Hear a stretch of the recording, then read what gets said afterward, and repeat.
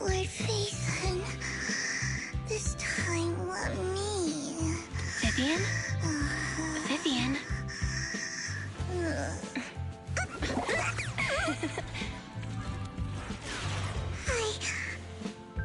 I didn't disturb your sleep, did I?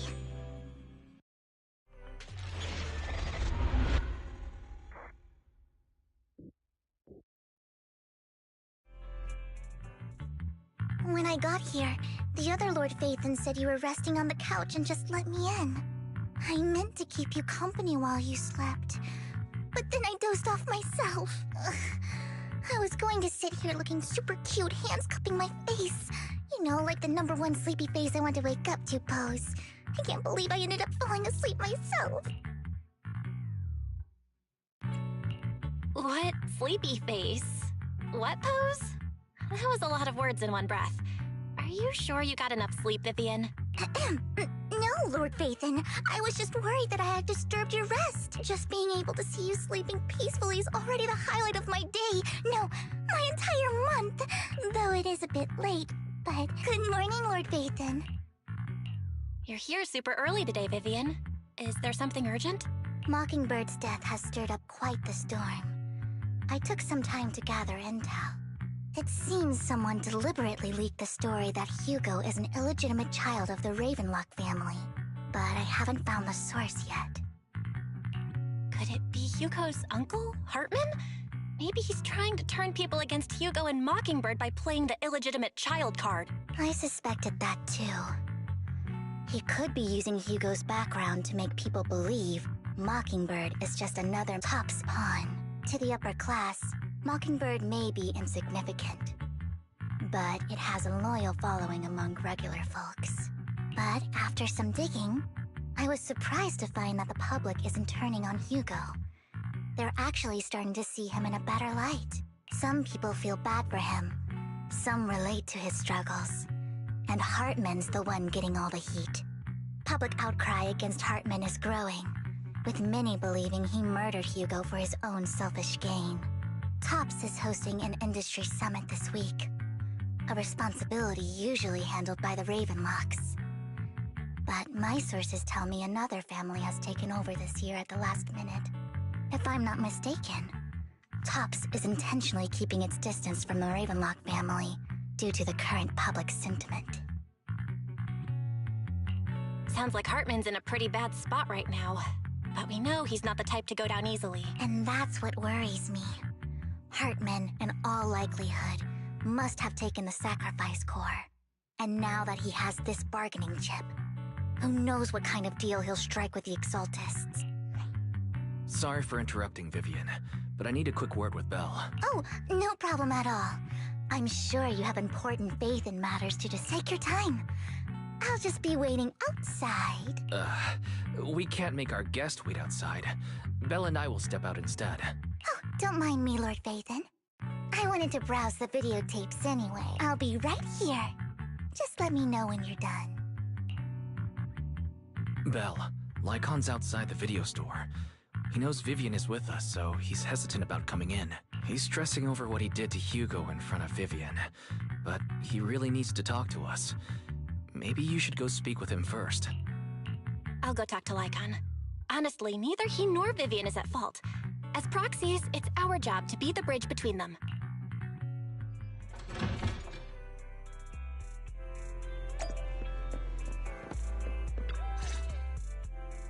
Good morning, Master Proxy. Good morning, Lycon. Wise mentioned you wanted to talk to us and Vivian about something?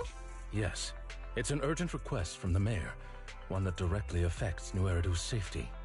However, before we get into the details, as a former member of Mockingbird, I'm concerned about Miss Vivian. Hugo made many mistakes and betrayed the principles of Mockingbird, but I'm certain he didn't intend to put Miss Vivian or you in danger. I don't know Miss Vivian very well, and I was the one who took her companion's life. I might not be the right person to comfort her, but I hope she doesn't regret the choices she made, or lose. Vivian's doing just fine.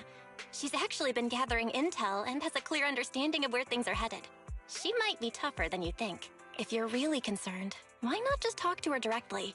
If you'd like to apologize, it should be face to face, right? That's reassuring to hear. I trust your judgment. You've always had a sharp eye for people. Would you mind coming in with me? I'd like to apologize to Miss Vivian in person. No problem, but I'll be staying neutral. Everyone has their own stance on this, and I get where both of you are coming from. As a proxy, I'm just here to make sure you have an open conversation. I'm not taking sides. I respect that. Thank you.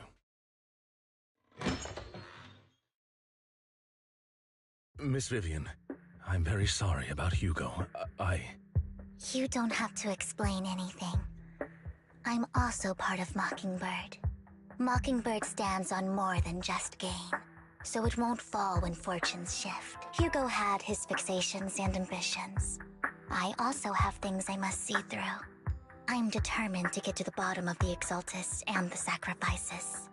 Miss Vivian, as a former member of Mockingbird, you have my deepest respect. You have my word, whatever comes next.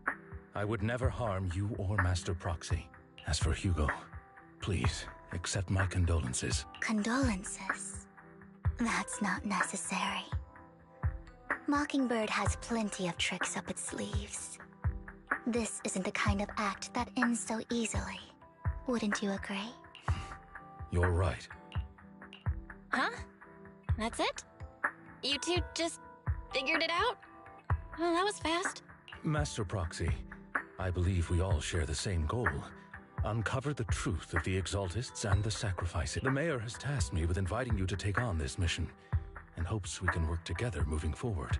If the Mayor wants to work with us, I trust he will demonstrate his sincerity in kind. Mockingbird will not serve as a pawn for the powerful. That will never change. Of course. While the Mayor cannot handle this personally, he will make sure we have all the intel and support we need. Miss Vivian, I know you have your own intelligence network, but for some high-profile shady dealings, perhaps the Mayor can provide you a different perspective. Please, take your time to discuss. If you're open to collaborating, I'll set up a call with the Mayor so he can speak with you both directly. I need to discuss this with Wise and Vivian. With so many people involved in this, we need to be very careful. Of course, I completely understand. When you've made up your minds, you can find me at the Ballet Twins.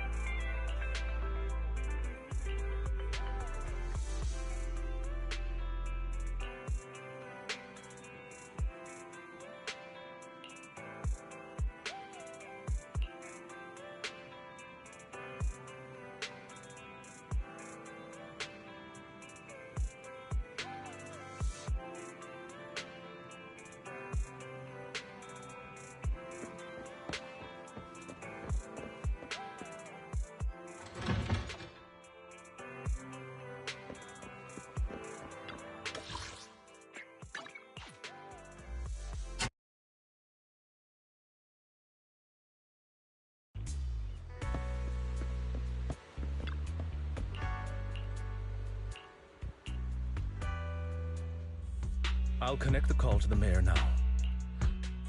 My dear friends, I'm glad you're willing to keep working with me. I'm truly sorry about what happened to Mr. Hugo Vlad.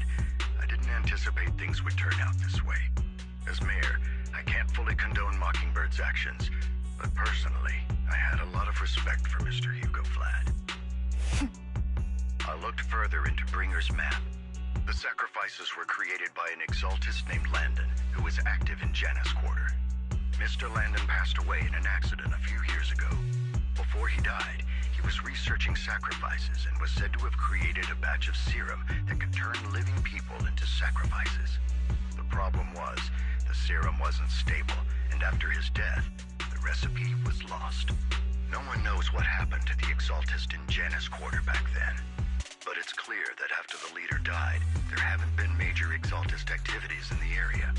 Bringer's map marks the locations where the Exaltists' most successful attempts at creating sacrifices were. Since this person has already passed away, and the Exaltists haven't been active around here for a while, then could it be that this is just Hartman acting on his own? Unfortunately, that's not the case. My sources confirmed that Hartman had been secretly in contact with someone, and they only meet inside the Hollow. Is it possible it's someone from TOPS? TOPS is a huge alliance of corporations. They wouldn't bother getting their hands dirty. Instead, they just sit back and reap the rewards. Everything Hartman is doing is to secure his place in TOPS and strengthen his power within the Ravenlock family. If my guess is correct, Hartman has gotten in touch with the remaining members of the Exaltists that used to follow Landon, helping them create new sacrifices. But what's in it for TOPS? There's no way the Exaltists would just hand over their secrets about sacrifices to Hartman, right? A sacrifice outbreak would throw the city into chaos. And that's when TOPS steps in. The public will see the mayor as incompetent, while TOPS comes off as the real protectors of the city. And when that happens, public trust will shift towards TOPS. And Mr. Mayor, you might find yourself in an unfavorable situation. Still sharp as ever, Miss Vivian. So, what exactly do we stand to gain from partnering with you? Please don't tell me you're doing this out of some noble concern for your citizens. I'm not some hero of justice. And I don't believe in lofty ideals or empty promises. We have a common enemy. While our ideologies may differ, we can work together on this. And as proof of good faith, I may not know exactly where Hartman is, but I can fan the flames over Mockingbird's death and escalate conflicts within the Ravenlock family. So it was you behind the rumors. I'm not the one who started the rumors. I just helped them spread faster after they leaked. And I pulled a few strings to make sure the story painted Mr. Hugo Vlad as a heroic figure who was unfairly persecuted. As I said before, I had a lot of respect for him, and I'd be happy to clear his name. Now let me lay out my terms for collaboration. After looking into it, I found that the dormant sacrifice you discovered wasn't the only one. There are too many eyes around me right now, so I can't send my own men to deal with it. I'd like to ask you to retrieve the sacrifices from those locations. I'll make sure to dispose of them once you do, so no one will be able to use them again. On top of that, I've asked a friend to help monitor your physical condition, and maybe even uncover more of your potential. Her research overlaps with your teacher's work. You don't need to worry about her capabilities. She's a Void Hunter rank special investigator. Really? A Void Hunter rank special investigator is going to be assisting us? And she's involved in our teacher's research? That's right. She's heading to Janus Quarter for some business. I wanted to set up a formal meeting, but she declined. She prefers to assess things on her own, and will reach out when the time is right. She'll let you know the details then. So it looks like you both are on board with this commission and ready to help recover the sacrifices? Okay. We don't want New Eridu falling into chaos either. I know you won't let me down. Given our positions, we might not be friends, but we're definitely not enemies. I'll leave the rest to you then. I've got to go. Goodbye.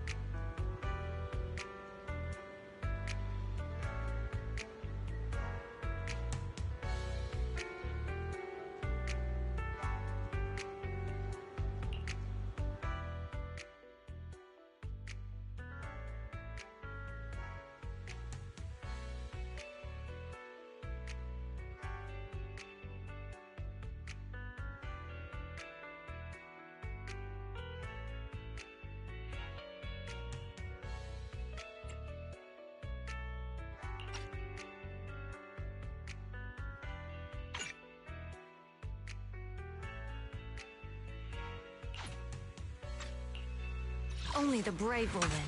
I'll help you with... If you need help... Good day, Lord Phaethon. We fighting? Take me. Ready and waiting. One Needs... only the brave. You want to test my... Time for some... I only handle technics. I shall... And you can... Good day, Proxy. So be it. A new case to solve? Head me. Awaiting. Huh? Is something the matter?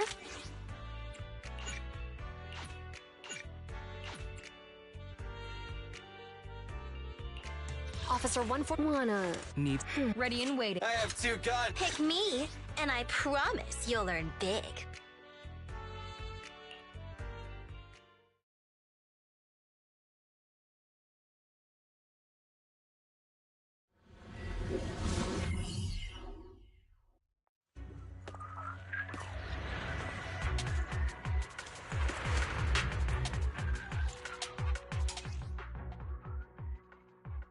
Lord Phaethon, thank you for trusting Mockingbird and me.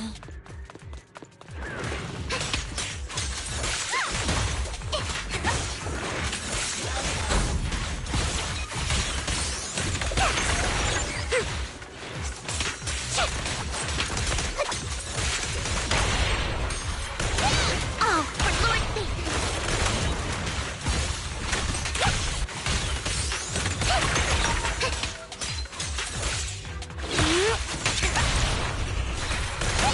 Don't underestimate me.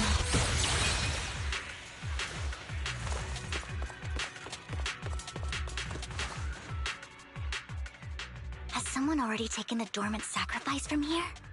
Or did the Exaltus decide to relocate it? No.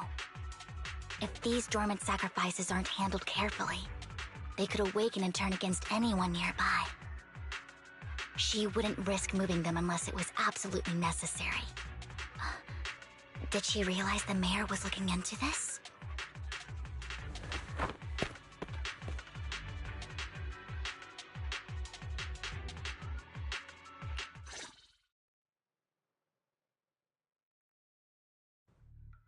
Did Hartman just make up this intel to get a shot working with us at Tops? I've been walking around forever and haven't found a thing. The Ravenlocks have always been a shady bunch. No surprise they've gone downhill over the years. I heard they were pretty loaded back in the day. What kind of business did they run? No clue. On the surface, their businesses seemed legit, but who knows what was happening behind the curtain. Probably something with the sacrifices. I mean, how else would he know about the dormant ones left around here for years? And he was so sure that even if those original sacrifices didn't work out, he had a backup plan. Backup plan? What could that be? Well, that's beyond me. I just happened to overhear something while I was next to Mr. Edmund one day. What's Tops planning to do with all these sacrifices, huh? For research? Do you think we'll ever have a normal life in the Hollows? Don't ask questions you shouldn't be asking. All right. There's nothing here anyway. Let's leave the Hollow and report back on what we found. And we'll make it just in time to clock out for the fieldwork shift.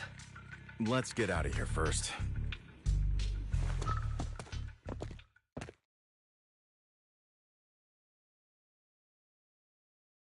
Hartman, that fool. He'll do anything to get into Tops, even if it means playing with fire. She's an Exaltist.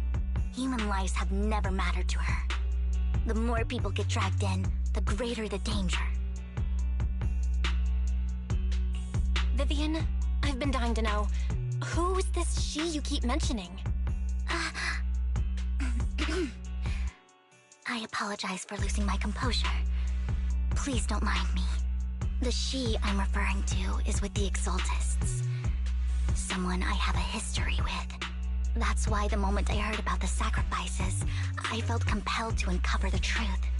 I never meant to hide anything from you. It's just that, for me, the Exaltists bring back painful memories. And I'm not ready to face them yet. So, Lord Phaethon, please give me a little more time. Once I've gathered my thoughts, I promise I'll tell you everything. Sure, I won't pry anymore. Everyone's got a past. And you don't have to dig up old wounds if you don't want to. I can see the Vivian I know now is super brave and kind. I believe you've really put in the work. Lord Phaethon, if we weren't in such a hurry, I'd spend 3 whole hours singing your praises.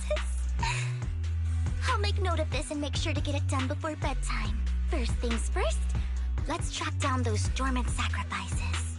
The Exaltists have probably realized someone's after them by now. I wish we knew what Hartman's backup plan is.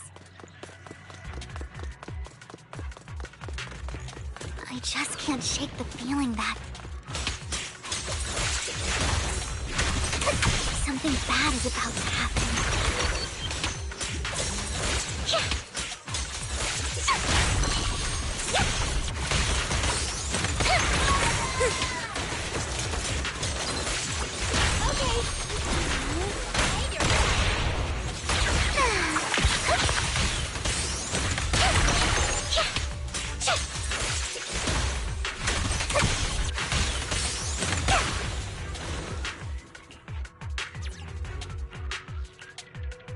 Hugo may have done terrible things, but he had his reasons. Mockingbird might be seen as the bad guys by a lot of people, but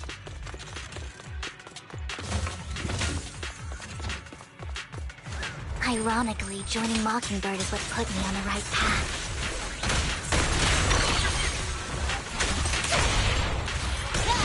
Oh, for the first time. I'm needed for more than just a curse.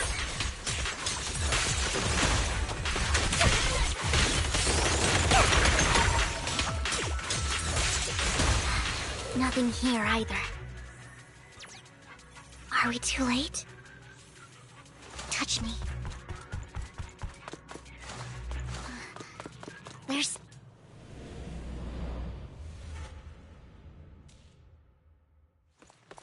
Fool. Stay away from me.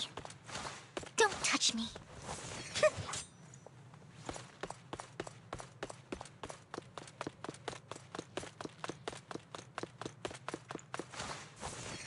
Stay away from me.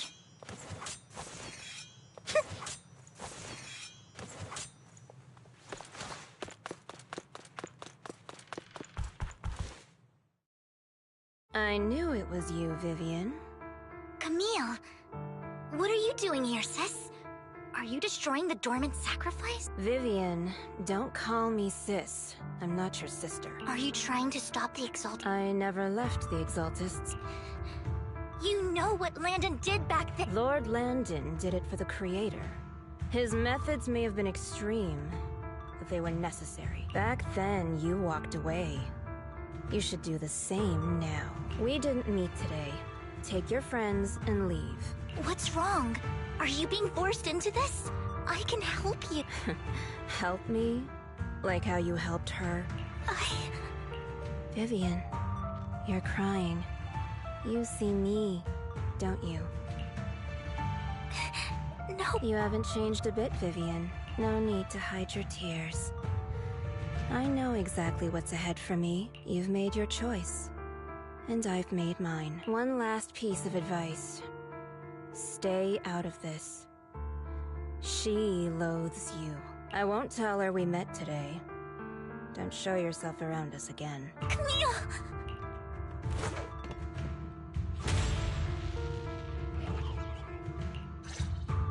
Lord Phaethon, watch out!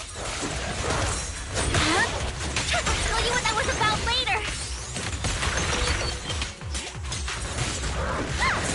Let's take care of the ethereals first. Don't you know?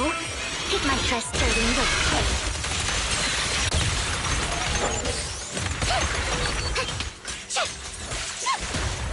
Guilty.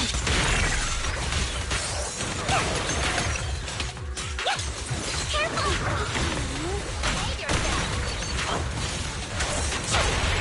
You asked for it. Don't underestimate me.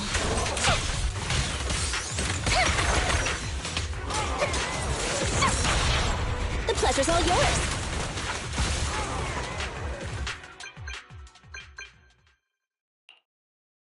You two took longer than I expected. Did something happen? We searched the coordinates the mayor provided. Most of them were already empty.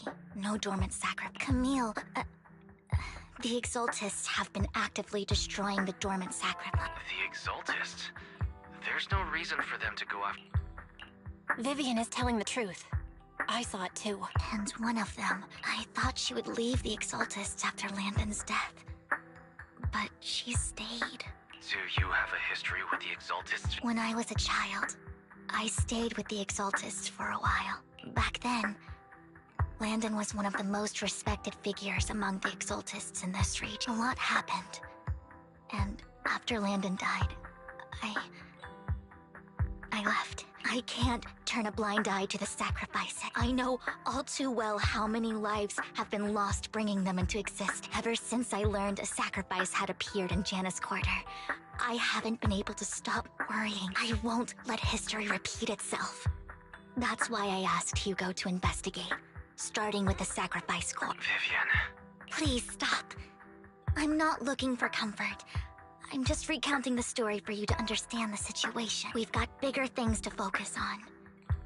But when I do need comforting, I'll come straight to you. I hope you'll make time for me, Lord Vathan. Just so you know, I'm not the easiest to console. No worries. I'll totally have your back until you're feeling better. Okay. Back to the matter at hand. That conversation between those two TOPS employees back in the Hollow is still bothering me. They said Hartman had a backup plan, and that got me thinking about some news that was quietly swept under the rug.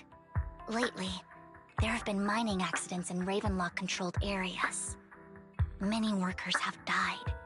The families were paid off with huge settlements, way more than usual.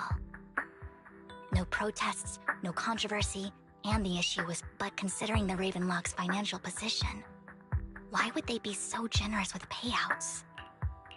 That sounds sketchy. Are you saying they made up the accidents and the workers' deaths? Precisely.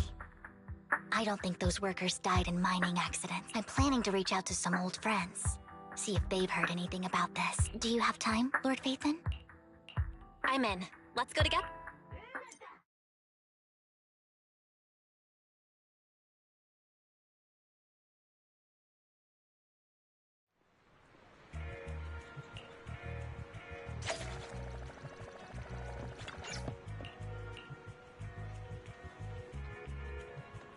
An old friend of mine said she has some new intel.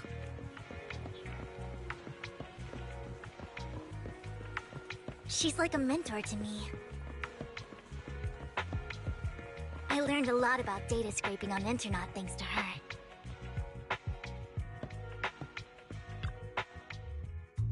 Rain! Long time no see. Yeah, it's been a while. Rain? You two knew each other? Yeah, Phaethon. Long time no see. Rain! You actually know that Lord Vathan is Lord Vathan? No, I mean, you actually know Belle is Lord... I didn't know right away. One time, I needed a favor from Nicole.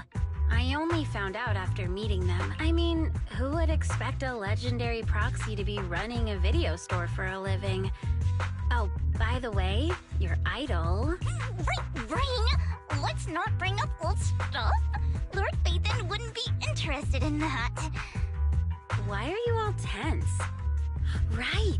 Lord Vathan lives on 6th Street too, and might know your idol. Remember when you traced that post on Internet to 6th Street and actually went to check it out? And you came back all bummed, spouting nonsense. Like there was only a black cat at the location, and maybe your idol is actually a talking cat. I know that black cat. I'm always sneaking at snacks. Lord Vathan, please, let's drop this topic. Come on, Vivian. It's been years, and you still won't say who your idol is. If you'd just let me, I'd have tracked them down ages ago. I get it. You want to find the person who's important to you on your own. But you've tried so hard already. It's okay to lean on me a little, you know. I'm sure your idol won't hold it against you. I shouldn't have come to see you. Huh? What's wrong? Hey, Rain. Vivian said you might have some new intel. So let's get to the important stuff first.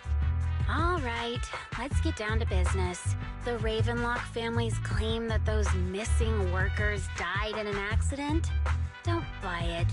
The last signal from those workers was near the Hollow. Then communication went dark. I think they were taken into the Hollow. And yesterday, I picked up that the Ravenlock family secretly hired some people to search the Hollow's perimeter. I caught a weird distress signal from someone and managed to track down the source. When I tried to reach out, the signal cut out completely. The last trace of the signal was near Lumina Square. Finding someone in real life isn't really my thing, so that's where you come in. Okay, we'll check things out. You just said this is something you're sure of. Do you have anything you are unsure about? I dug up some info online, and one thing stood out. A few days ago, there were some creepy sounds coming from an abandoned warehouse by the port. The place was locked up, so no one could see what was happening inside. Not sure if it's related to your search. If you don't find anything useful around here, it might be worth checking out. Well, that's all I have for you. Thank you, Rain. Don't get all emotional on me now. I'm just helping out a friend. This one's on the house. Consider it payback for the favor you did me last time. But if you still want to find your idol, hit me up. I've been curious for what... Alright, don't worry about it. I'll manage it myself. Stop being so nosy, Rain. Nosy? Nah, just professionally curious. What kind of person is worth all this searching, huh? But honestly, whoever they are in real life, they've become a part of you. You've come a long way in this search, Vivian. I much prefer the person you are now. So if you find this person, don't chicken out. Go meet them. People will appreciate you for who you are. Rain. I might not care about the real world or what it'll be like, but I hope everyone I know can live a good life. I'm counting on you to save the world, guys. All right, I have other business to take care of, so I'll leave the rest to you.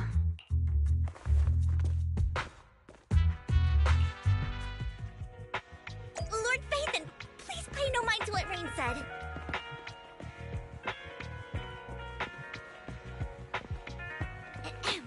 That big guy's up ahead. Let's hurry.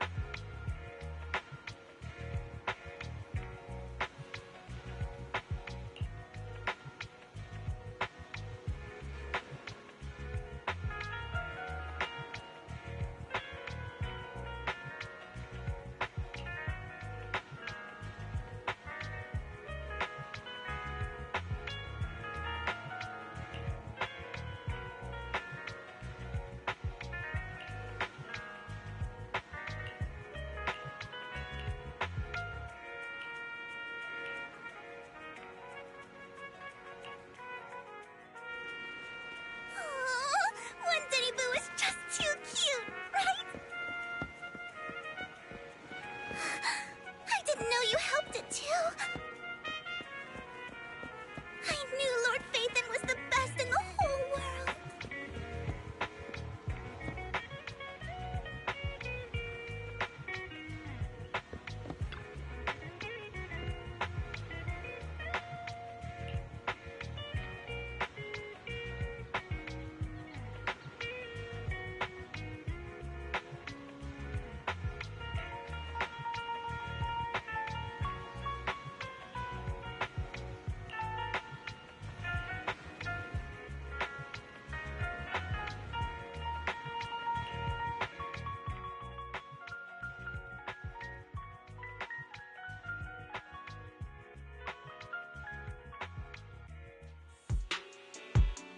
Don't take me back, please.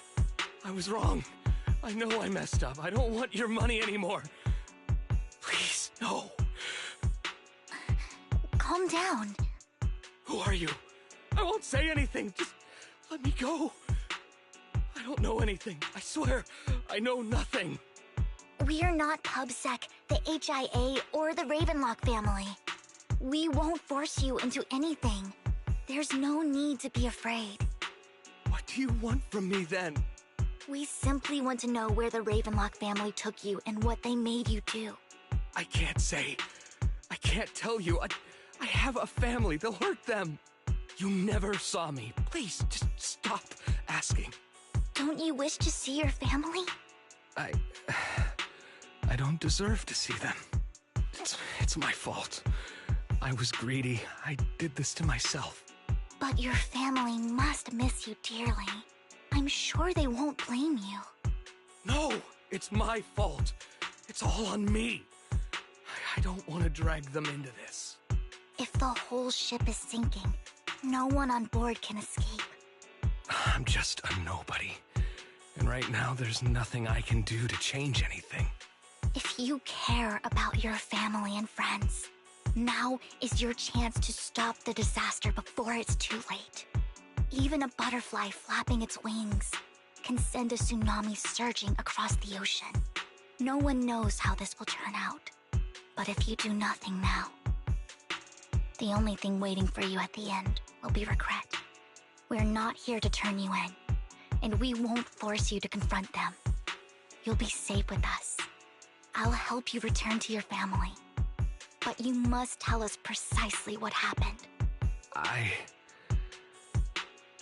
Hartman offered a huge amount of money, looking for workers to go into the hollow to guard something.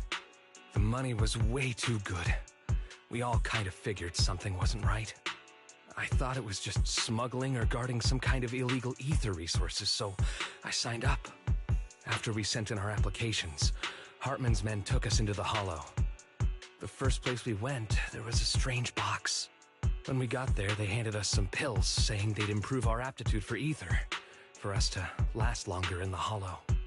But after I took them, everything went fuzzy. Something was definitely off about those pills. When I woke up, I saw my coworkers dead in front of me. And there was blood all over my hands. They said something about me being a good experiment, moved me somewhere else, and locked me up. They wanted to inject me with something. I got scared and didn't know what was gonna happen. But then a blonde guy found me, gave me a carrot, and let me go. So I escaped. I didn't want to kill anyone. I don't know. It wasn't your fault that your coworkers died. You were just a tool in their hands. Do you remember the place they first took you? Do you know what was in that box? I only remember the first place was like a rooftop. I think it was on top of a tall building. What exactly was in that box? I can't remember. I'm not lying. Those pills they gave us, they make you hallucinate. I took just one and my mind felt like it wasn't my own. My memories turned into a blur. I'm telling the truth. I'm not trying to run from my mistakes. I just really can't remember what happened. I know you're not lying. We'll arrange for your protection. You can rest easy and recover, and your family won't be dragged into this. Once this is all over, he will be able to reunite with them.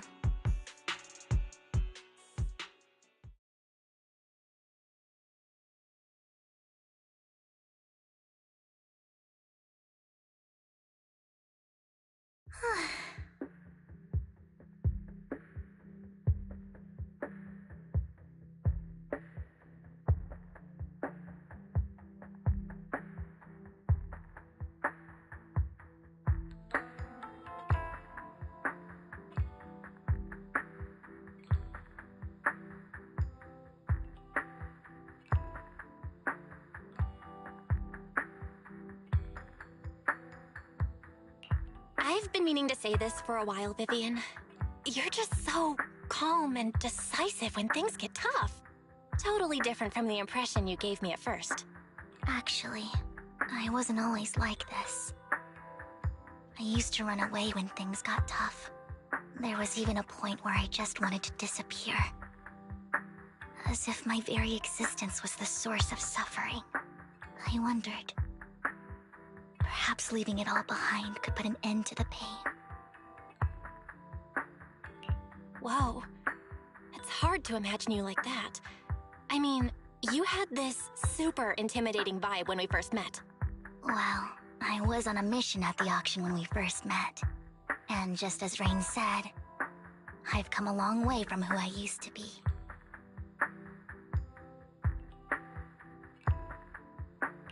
Speaking of Rain, it's still wild to me. I never thought you and I would have mutual friends. And you even know one Denny Boo. Can you believe we might have passed each other so many times without even realizing it? Enough about me. Tell me more about you, Lord Phaethon. Where have you been? And what have you experienced? Looking back, I feel like I've been through a lot lately. My brother and I even lost our Phaethon account. Oh, everything started when the Cunning Hares took something from the Red Fang gang.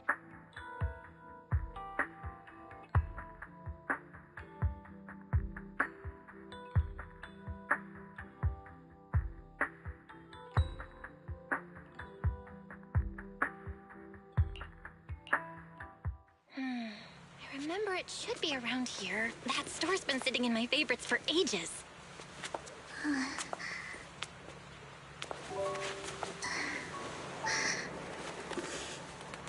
Lord Phaethon! Huh? What's up? I've seen that black cat on 6th Street. That harmonica in the outer ring you mentioned. I've heard it before, too. I've even been to the monument outside Hollow Zero. But none of that was a coincidence. It was me.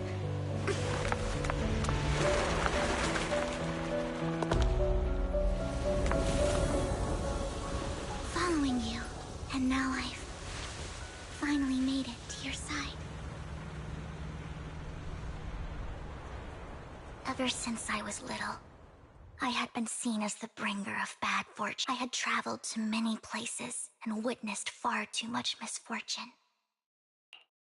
Every tear I shed brought disaster. I've heard too many curses to count. I loathed my tears as much as I despised my own existence. Wherever I stayed, tragedy followed. I had roamed too many places, and each time, it ended the same way. I didn't know where I could go anymore. One night, I stumbled upon a post discussing me. Whether they knew me or not, everyone seemed convinced that I was the source of the curse. Some mocked me with cruel intent. Some wished I would vanish, and others speculated maliciously. It really seemed that my very existence was a disaster. In that moment, as darkness enveloped the city, I saw lights flickering to life all around New Eridu. So many lights, and not knowing where to go, I thought, if only I could disappear into those lights. I made up my mind, and right then, my phone rang. I decided to take one last look. I wanted to know who left me my final message from this world. It was you, Lord Vathan. Wait, really? Me? Yes. And I checked with the other Lord Vathan. You were the one using the account at that time, but I know you probably don't remember it. After all, it was just an ordinary day, with an ordinary post and meaningless comments online. But for me, it was the night I finally realized where I could go. I wanted to walk the paths you had walked, see the sights you had seen. And then, one day, share it all with you. What did I even say in that comment? I can't remember off the top of my head. Well, you'll have to figure it out for yourself. I'm not telling you. Huh? No! So, Lord Vathan, thank you. Not only for that comment you made that day, which was a silver lining for me, but also for giving me the courage to become who I am today. The Vivian standing right in front of you now. Lord Vathan, I truly like who I've become.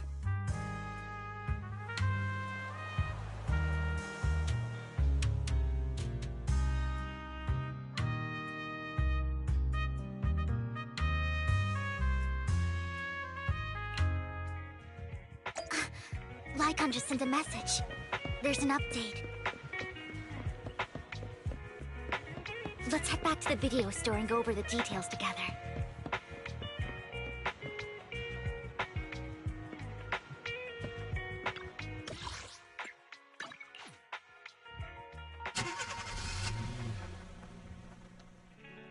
Vel, your Lycon told me he wanted to meet up with us online to discuss things when he returned. I'll call him now.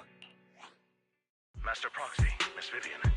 The gentleman Rena brought back has stabilized and calmed down now.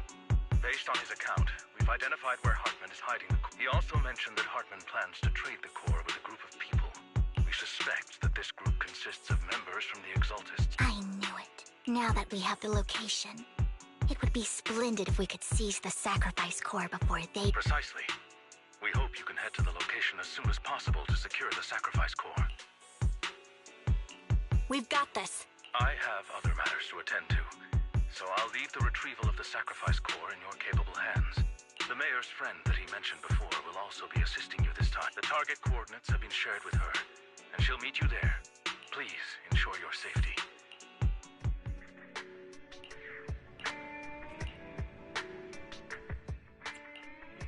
Only the let's you have standing. I'm at Star. Don't just think about it. Do it.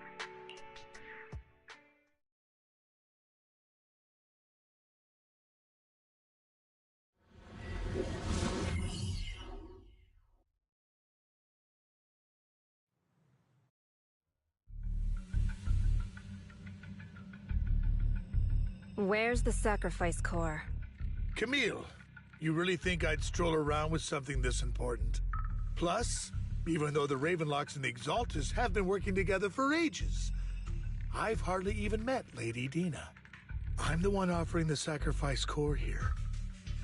I'm curious what Lady Dina's got lined up for me and... I'm just here to verify that the core you mentioned is real. Once that's sorted, Lady Dina will give you a proper response. Our partnership isn't just talk. We need to be sure you have what we need before moving forward. Sure thing. I'll take you to where I keep the core. Once you verify it's legit, have Lady Dina come over. We'll lay everything on the table face to face. All right. Lead the way. It seems Hartman is trying to bargain for more. What a greedy and insatiable man. It's just that...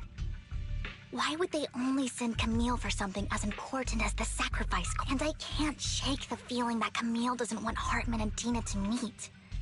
Why? Who's this Dina he just mentioned? Is she the leader of the Exaltists? Kind of. Lord Vathan, I really think we should hurry. We must get to where Hartman keeps the core I've got a shortcut planned, but there are gonna be ethereals along the way. Don't worry, Lord Vathan. You're in capable hands. I'll ensure your safety. Fool! Ethereals! Stay away from Lord Vathan!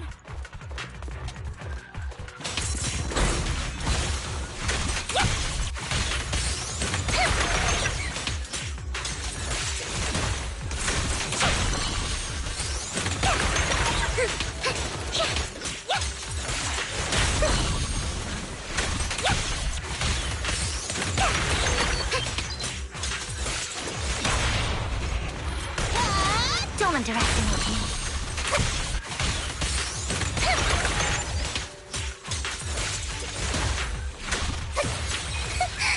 Idiot. Don't touch me. Looks like Hartman's trying to negotiate for more leverage.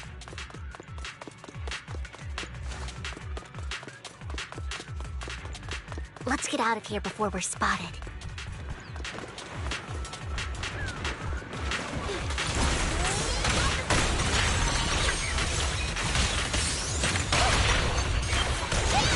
Oh, for Lord Satan!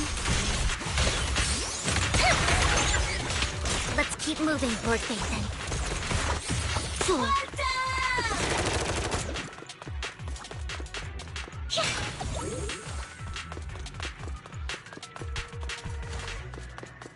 Don't touch me. Leave the enemies to me, Lord Phaethon.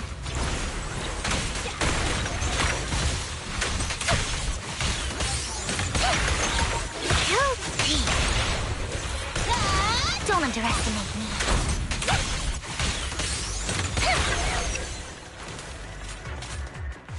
You better not get my trust hurt.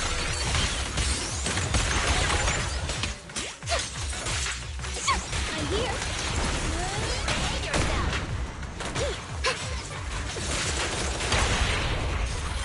They're still over there. Looks like they're arguing.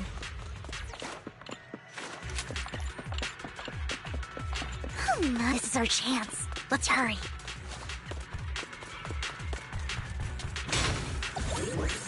Don't touch me. No matter who has the sacrifice core, Hartman or the Exaltists, it would be really dangerous.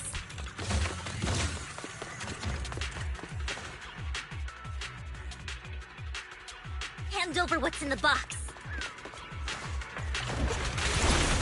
Or we do this the hard way. Oh, You sure talk big, little girl. let's hurry and secure the sacrifice core. Lord Phaethon, the box is empty, so Hartman never kept the core here to... How did you even find your way here? Where's the core in the box? What did... You call this keeping the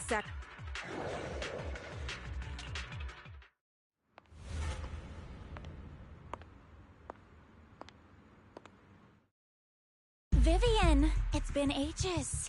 Dina! Oh my, you actually remember me. So sweet. Look at you, thriving. I thought you'd totally forgotten about our past. So, tell me, do you ever dream about the people you've killed? Are they crying in your head all night? Back then, I had no idea. You had no idea? While you were soaking up all that love from Daddy and everyone else, you had no idea what was going on? I wasn't... Lady Dina, Miss Vivian didn't actually... Camille, when did I say you could meet up with Hartman today? I just wanted to make sure the sacrifice core is legit. I was worried Hartman might try to pull a fast one on us. Really? So loyal. I thought you'd be more like the old days. Just a few words from Vivian, and you'd be plotting my demise. Just like what you did with Father. I won't, Lady Dina. Don't even think about betraying me, Camille. You owe me for what went down back then. However, I do understand your worries. This core, it's fake. No way! I got this straight from Hugo! It can't be fake! How can you just claim it's fake without any proof? Ugh, seriously.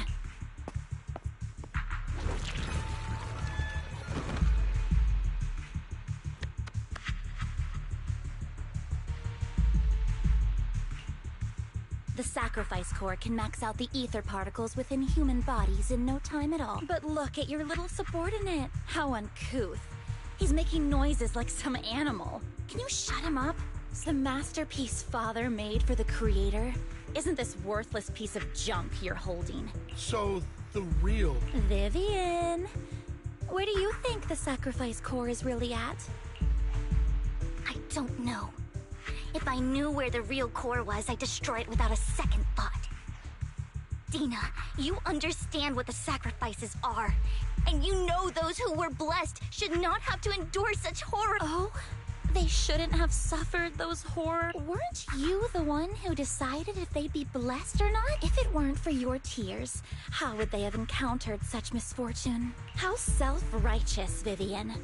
Their fates were in your hand. It was you who brought disaster on them. Landon just needed an excuse.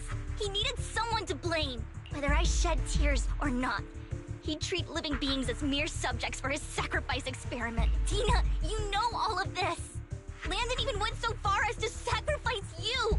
Shut up, shut up, shut up! Father did it for his great cause. Vivian, why do you always mess everything up for me? Everything! You did it before, and now again! You just had to ruin my plan. I was so close to fulfilling Father's last wish. If you don't give me the sacrifice core, be prepared to become food for the ethereals. I told you I don't have the sacrifice core. Otherwise, I would have destroyed it already. Lord Phaethon, find the right moment to retreat. She can be quite unpredictable when her temper flares. Oh, really? You don't have it? Then I suppose there isn't a reason to keep you alive.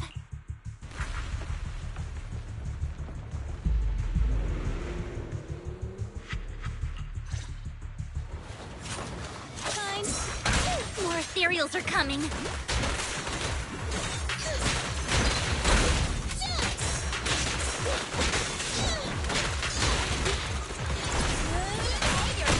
Don't underestimate me.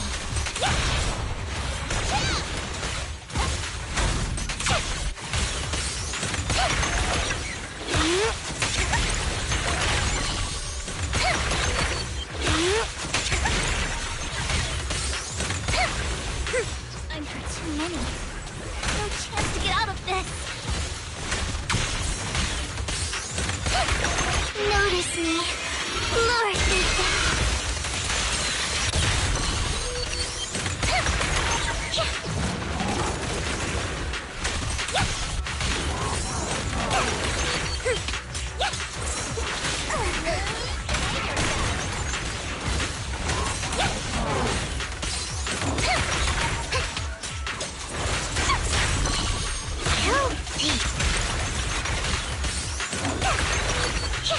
Find cover.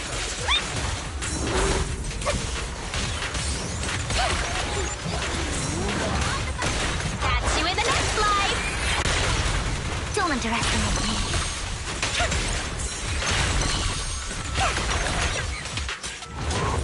Stay away from me.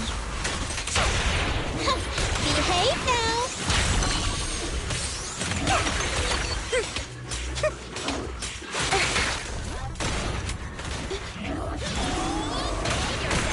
Oh, for Lord Phaethon. This won't hurt. Not. Stay away from Lord Phaethon. There are so many.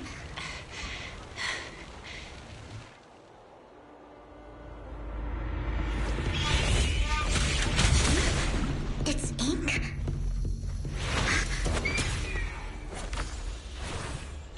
Shun Palace, good fortune, closed gate, safety.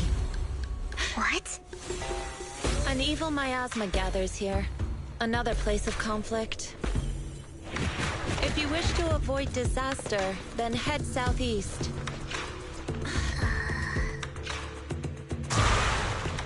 Now! Thank you.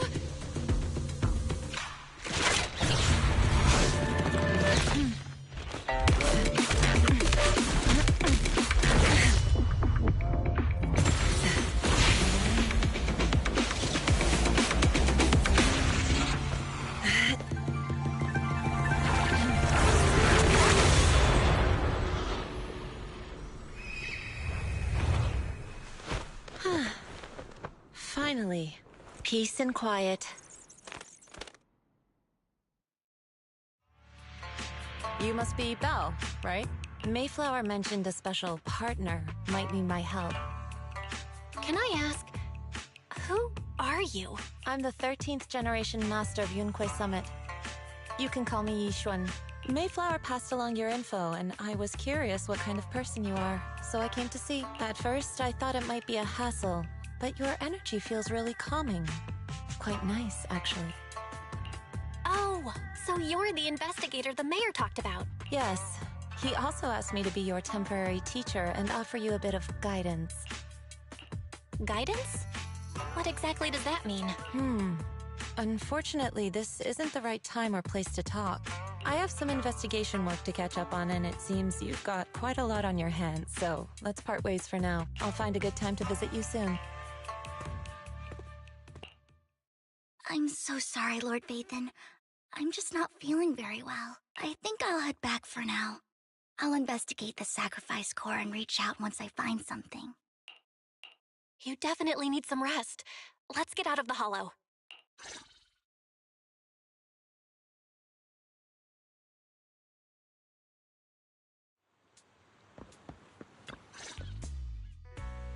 Lord Vathan, are you going to rest? I'm not in a hurry to get back. You've been kind of off since we got out, and it's got me worried.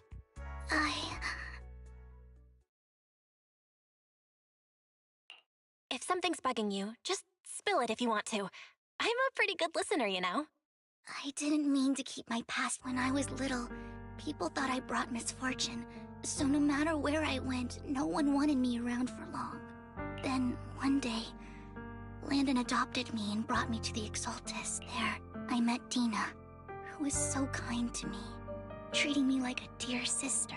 She told me her father, Landon, was a great man who'd one day make everyone stop fearing the Hollows, so all life could live freely inside and outside of them. Dina helped Landon pick people for the blessing, and everyone in the Exaltus respected her greatly. Those who received the blessing would have a better ether aptitude, allowing them to enter the Hollow freely without fear of sudden disaster. Back then, Dina would chat with me every day, always about the Exaltists and her father. But things between us shifted when Landon asked me to step in for Dina. Landon told me I didn't only bring misfortune, and that if I listened to him, I could actually help people. After that, he'd take me to meet people, and if I shed tears, he'd give them a blessing medicine. Those who got the blessing could dodge calamities. At first, I was ecstatic, thinking I could help others. I shared my joy with Dina, but that was when she started to pull away from me. The blessing medicine. Please tell me that wasn't the sacrifice serum Bringer had? Yes. To be precise, it was an early version of the sacrifice serum. Landon's medicine wasn't stable. The medicine Landon developed could boost abilities quickly, but also sped up the development of ether corruption. In the end, most people turned into ethereals, and a few became sacrifices, losing all human consciousness. The ethereals were killed while the sacrifices were given to the higher-ups of the Exaltists. The Exaltists wanted the sacrifices to hold human consciousness, so Landon's medicine was seen as a failure, and he gradually lost influence within the Exaltists. One day, I saw Dina, and tears streamed down my face. In a bid to save his reputation, Landon decided to let his own daughter receive the blessing. I had always thought that getting the blessing was a good thing, until I saw terror in Dina's eyes that day. That evening, I broke Landon's rules for the first time, and followed him out of the Exaltist's residence. I trailed him to the Hollow, where I witnessed someone who had been blessed becoming corrupted. In the end, that person became an ethereal. Then, without hesitation, Landon killed him. Before Landon returned, I went back to the residence and snuck into his study. And there, I uncovered the truths I just told you. And just a few days later, it was time for Dina to be blessed. I wanted to save her and stop anyone else from getting deceived. So, that day, I told everyone present that Landon should be the one to receive the blessing, not Dina. At first, Landon argued, and no one believed me. But, in front of them all, I looked at him and let my tears fall.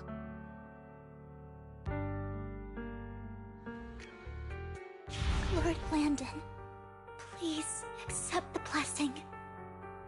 Vivian, you...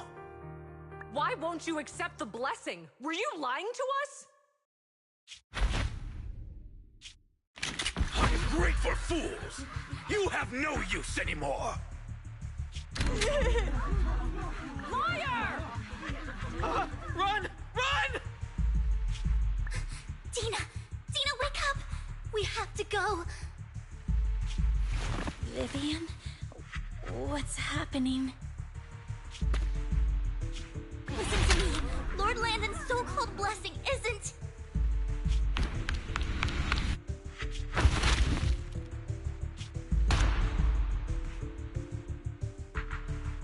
Father!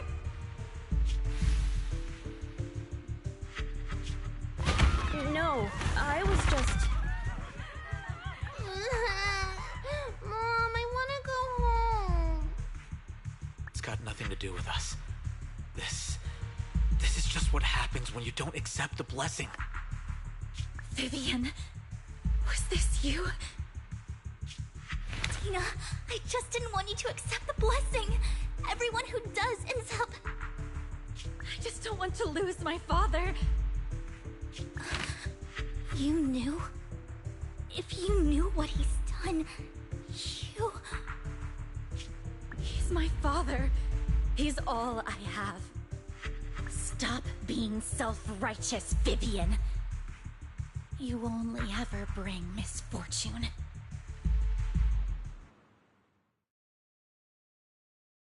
I thought once Landon was gone, Dina would leave the Exaltists. I never expected her to continue his research, or that Camille would stay. Camille lost her entire family in a hollow disaster. So she's always supported the Exaltists. She's not a bad person. She's just someone searching for hope. She joined the Exaltists very early on, and even watched Dina grow up. That day, she was just so desperate to save Dina that all these years, she's been following Dina, taking care of everything out of guilt, I think. But I didn't just fail to save Dina. I trapped her. I see misfortune approaching, but I can never change its course or avoid the bad ending. Maybe I really am a bringer of misfortune. No way. You're not the one bringing bad luck. Whatever went down with the Exaltists, Landon used you. As for Dina and Camille, they know the truth, and they just made their choices. The Hollows and the disasters they caused took more than just their loved ones. But not all survivors cling to obsession and hatred like they do. Lord Phaethon.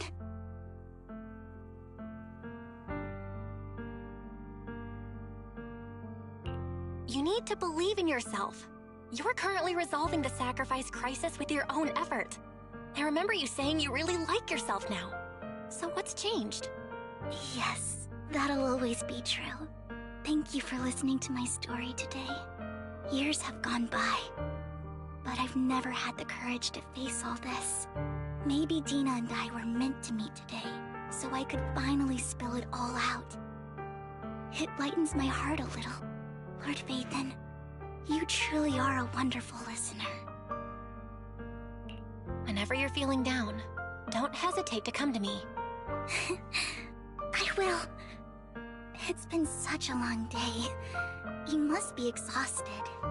I'll track down the location of the sacrifice core and let you know what I find. Good night, Lord Phaethon.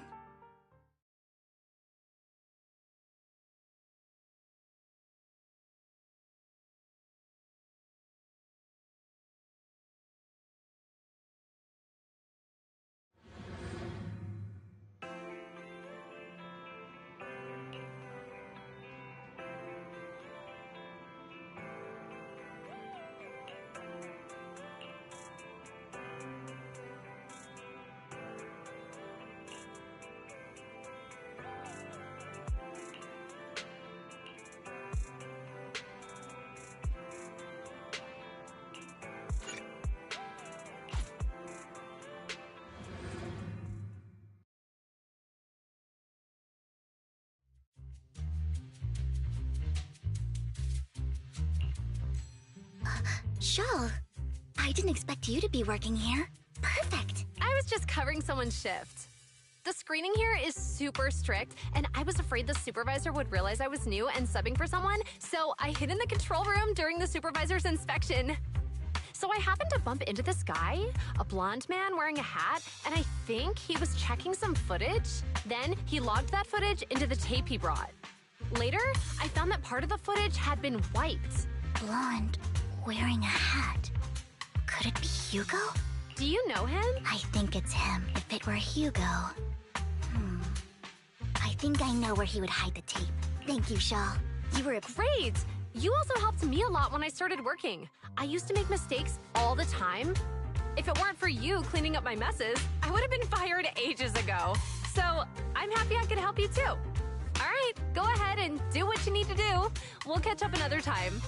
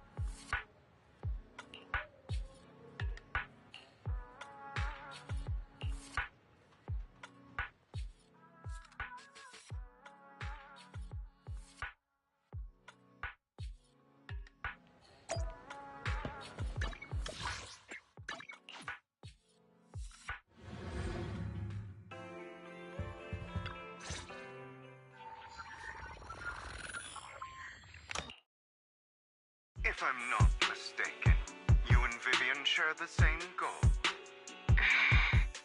Silence is no good for negotiation.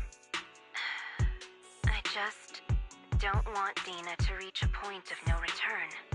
Hasn't she already reached that point with what she's doing? The formula for the Landon serum was lost, but a batch survived, and Dina was able to develop a substance that can be used for mind control. She's trying to combine the two to make sacrifices that would obey human commands. If the dormant sacrifice and the remaining Landon serum are destroyed, we can put an end to this. Dina's concoction can't create sacrifices on its own. And the sacrifice core? That belongs to the creator, not her. Although I find Landon's methods despicable, I can't deny that the Exaltists and the Creator are leading us in the right direction. I just don't want Dina to spend her life trapped by her father's mistakes. I mean no offense, but I find your protectiveness rather weird. I will confirm the location of the dormant sacrifice and find the chance to relay the information to you. I do not want any of my people to be going into danger. As for the sacrifice core, I can only guarantee that it will not fall into her hands. As for how things will ultimately play out, The Creator will guide me.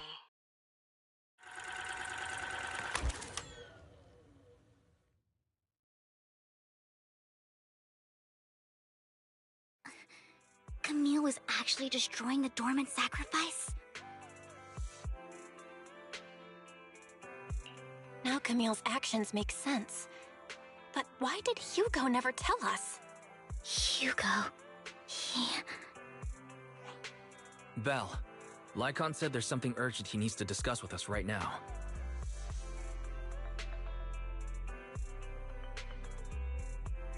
All right, let's patch him in.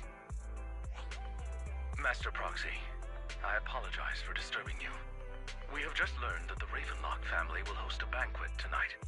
This banquet is rather special, as they're allowing members of their family to invite business partners to attend. With Hartman at the center of controversy, there are many members of the family who are eager to use this opportunity to replace him. The mayor has been spreading rumors of a young tycoon who inherited a sizable fortune and is looking to partner with a person from an old and influential family. This information has lured a young man named Burton from the Ravenlock family. So, you want me to pose as this tycoon and use Burton to infiltrate the banquet? Correct. And Hartman's study is also located within the venue. I see. Hartman's study might hold valuable information. So, what should I do? You can attend as her +1. +1? Lord Phaethon, please go with me! Master Proxy, it seems Miss Vivian requires your presence, so... Yes, just your presence will help me immensely! All right, then let's go together. I'll send you the time and place for the meeting with Burton. If you encounter any danger, please evacuate immediately or contact me for backup. I hope everything goes well for you tonight.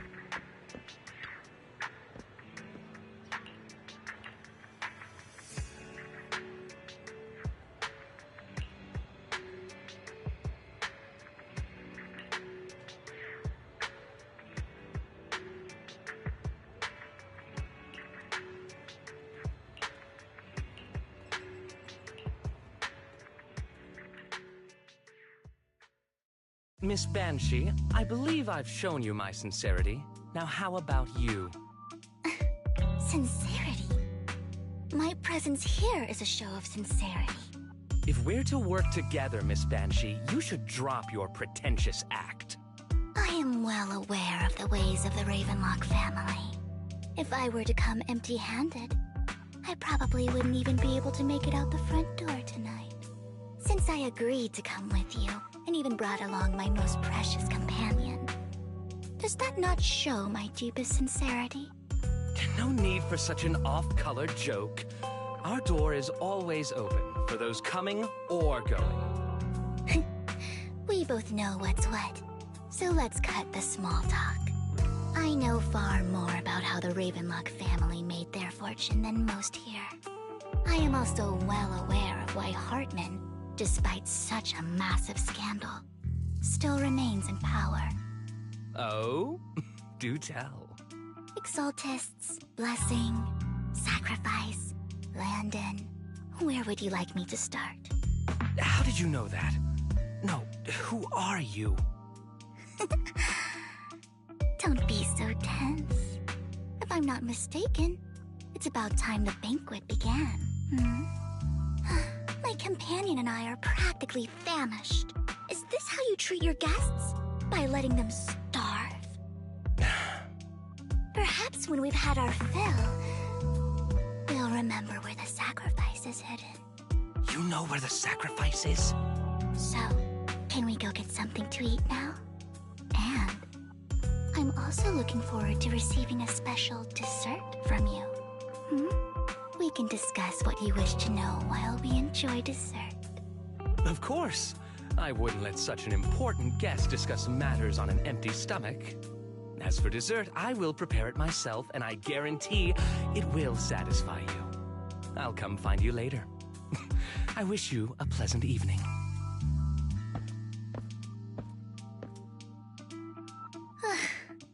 These kinds of people are exhausting to deal with.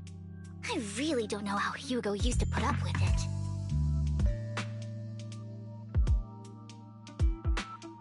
What did you mean by dessert just now? I couldn't really follow. Hugo taught me that bringing up dessert in such situations is a way of telling the other party they need to offer more. Fortunately, that old fox Hartman is terrified of losing power. He's definitely keeping the destruction of the sacrifice and the fact that the sacrifice core is fake hidden from the other family members. Otherwise, Burton wouldn't have been so willing to raise his offer. Lord Phaethon, let's find Hartman's study when the banquet is at its busiest.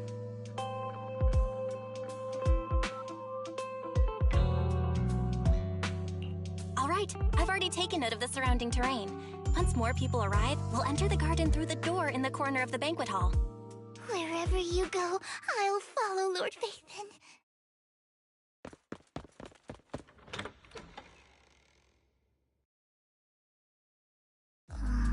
Isn't this going a bit too well? The security around the manor is really strict, but inside might be more lax. But just in case, let's tell Lycon. Right. Having some backup would be safer.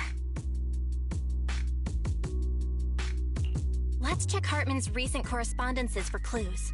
I still have concerns about the sacrifice core. Right. Though the core he gave Dina was fake, Hartman might have left a trick up his sleeve and hid the real one.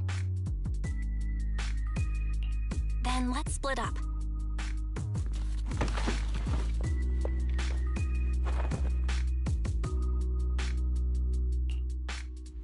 Esteemed guests, is the catering at the Ravenlock family banquet not to your satisfaction? So much so that these two distinguished guests felt the need to come to my humble office to scavenge for food. Don't want to come out?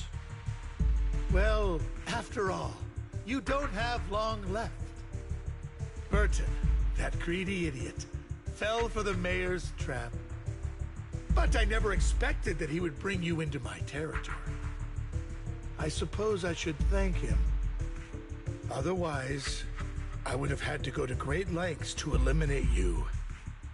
Vivian, Phaethon, give Hugo my regards.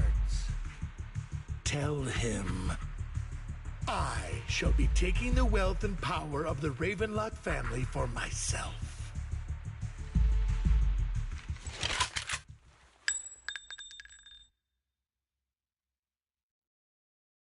The bullet? How? Dear Uncle, why must we be so distant with one another? You can just tell me what you want to say directly. Hugo! Impossible! You're... Uncle, you must know a Ravenlock will never stop until they get what they want. Did you really think I would be defeated so soon? When I have yet to trample you into the dirt. You filthy bastard! You only know how to resort to these petty tricks! Petty tricks?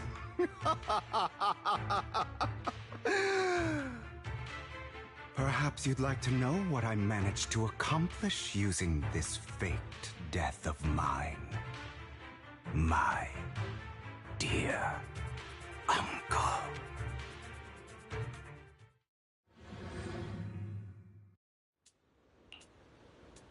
Faking my own death. Hope it's all worth the theatrics in the end. It was just to keep Hartman off my back, but maybe I went a little overboard.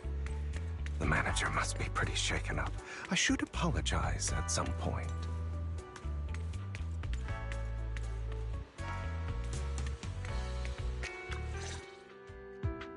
You're taking longer to rest than I expected. Lycon, you think too highly of my physical capabilities. Well, thank you for your cooperation. I must say, if nothing else, at least your acting skills have improved. Why do you look so angry? You should be happy. We pulled that off together with flawless teamwork and managed to fool everyone. Drop your foolish facade. I'm glad you still remember the code we set all those years ago. And thank you for ensuring your sleight of hand didn't deteriorate. Oh, right. I should also thank the blood bag hidden in my clothes and our other props. Do you remember when we last used this trick? It was probably ages ago. Sometimes I really don't understand you. Have you never thought about what the consequences would be if I didn't understand your code? If I decided against helping you? Or if I just couldn't control my strength properly? You'd understand it. Of course, if things really did go awry, I had alternative plans. You wouldn't be so arrogant as to think I'd bet everything on you, would you? You're insane. Aw, I'm flattered. So what exactly is the purpose behind all this? Surely after going to such great lengths to erase your own existence, you don't just plan to hide here and reminisce about the past with me. Don't try to brush this off. I've already helped you enact your plan. Tell me the truth. Don't get your tail in a twist. I have more plans that require your assistance, so naturally I would not hide anything from you. Simply put, as things stand, whether as Hugo Vlad or as Mockingbird, I am doomed to die. Seems you've made quite a few enemies. As a member of the Ravenlock family, I negotiated with Edmund and managed to obtain resources from Tops for my future plans. I also confirmed what attitude they held toward your master, the Mayflower family. Meanwhile, I used my identity in Mockingbird to strike a deal with Hartman and gather information on their collaboration with the remnants of the Exaltists. That's where oh, by the way, the crime declaration letter that your dear mayor received, that was also sent by yours truly. He's probably figured that out by now, right? Though I'm not sure if he told you. The mayor learned about the sacrifice attacks through his own means, but lacked an opportunity to take action. That warning letter was precisely what he needed. You aren't hopeless yet. How delightful. In short, I'm more well-informed than your lot because I get around, dealing with all these different important figures. But of course, it comes at a cost. It's only fair. After all, you can't hide the smoke from a wildfire. Rather than trying to carefully tame it and risk setting yourself alight, it's better to let it burn free. When I helped you put on your little act, killing you in front of everyone, you left the sacrifice core to Hartman. That was intentional too, then? Oh, yes. And it worked like a charm, didn't it? Now no one cares for me anymore, and all eyes are on Hartman. A perfect situation for keeping the Ravenlock family in check while dealing a cutting blow to the Exaltists behind them. Another crucial point is Vivian and Phaethon. I must sever any ties they have with me or Mockingbird. Although I feel bad for Phaethon about what happened, but it had to be done. That's the only way they would be safe, allowing the plan to continue. I noticed that you never turned your blade toward Master Proxy. So, those words you said back then were also... I will bloody my hands. I will carry the weight of my sins. I will become the Abyss. Obviously, it was all an act. My acting has always been impeccable, as you know. Hugo, you're taking such a tremendous risk. Why? Would you believe me if I said it's for justice? But unfortunately, it's not. I want revenge on the Ravenlock family. And I will make sure that despicable excuse for a human being, Hartman, suffers a slow, torturous end. Of course. I also promised Vivian that I would help her investigate the whole thing with the Exaltists. That's all. You don't look too good. Is it your wounds? No. This is the first problem I plan to resolve. Lycon, do you have a place that is sufficiently discreet, quiet, and can take a lot of damage?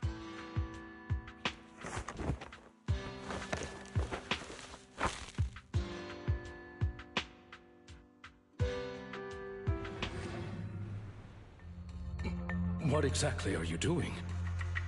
Don't look at me like that. If I didn't have to do this, I wouldn't. Hartman recently obtained a bizarre substance, most likely from those crazy Exaltists. After use, it allows control of the victim's mind, to some extent. You were dosed with it? To be more precise, Lycon, I deliberately allowed Hartman to put this drug in my cup to facilitate our previous collaboration.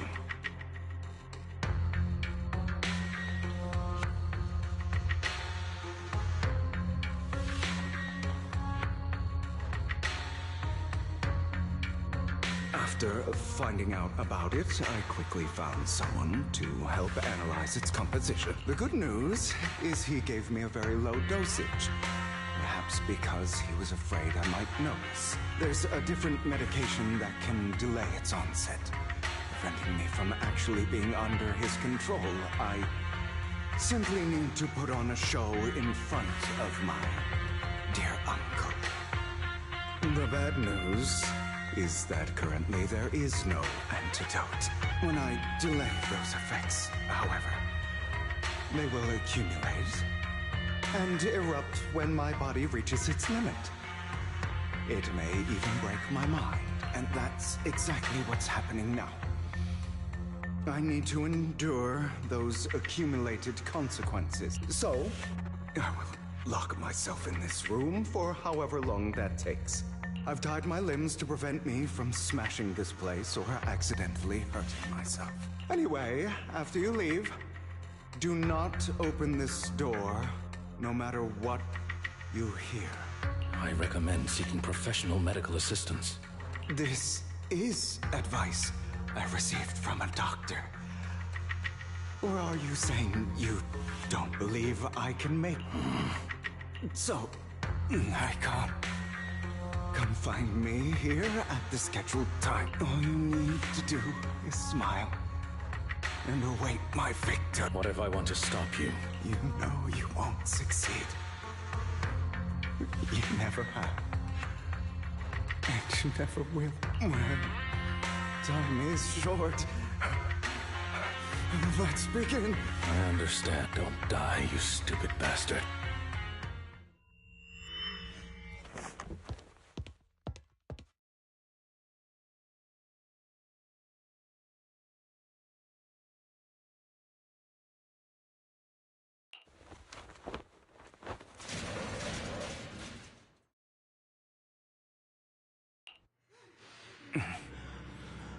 Is this because the side effects haven't worn off yet? Lycon's late.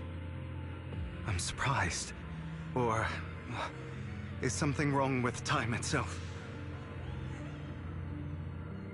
Looks like someone's over there. Might as well go ask.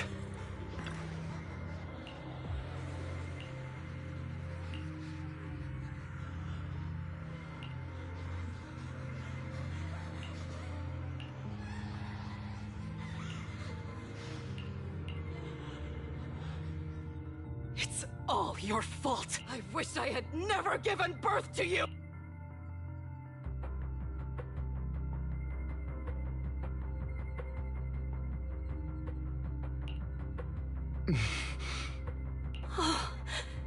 Everything will get better if you just die, right? If you die, he'll come back. We'll have another, more perfect child. One who will inherit the Ravenlock family. Then I'll be able to escape this pain. So, Hugo, for the sake of Mommy's happiness, just die. Okay.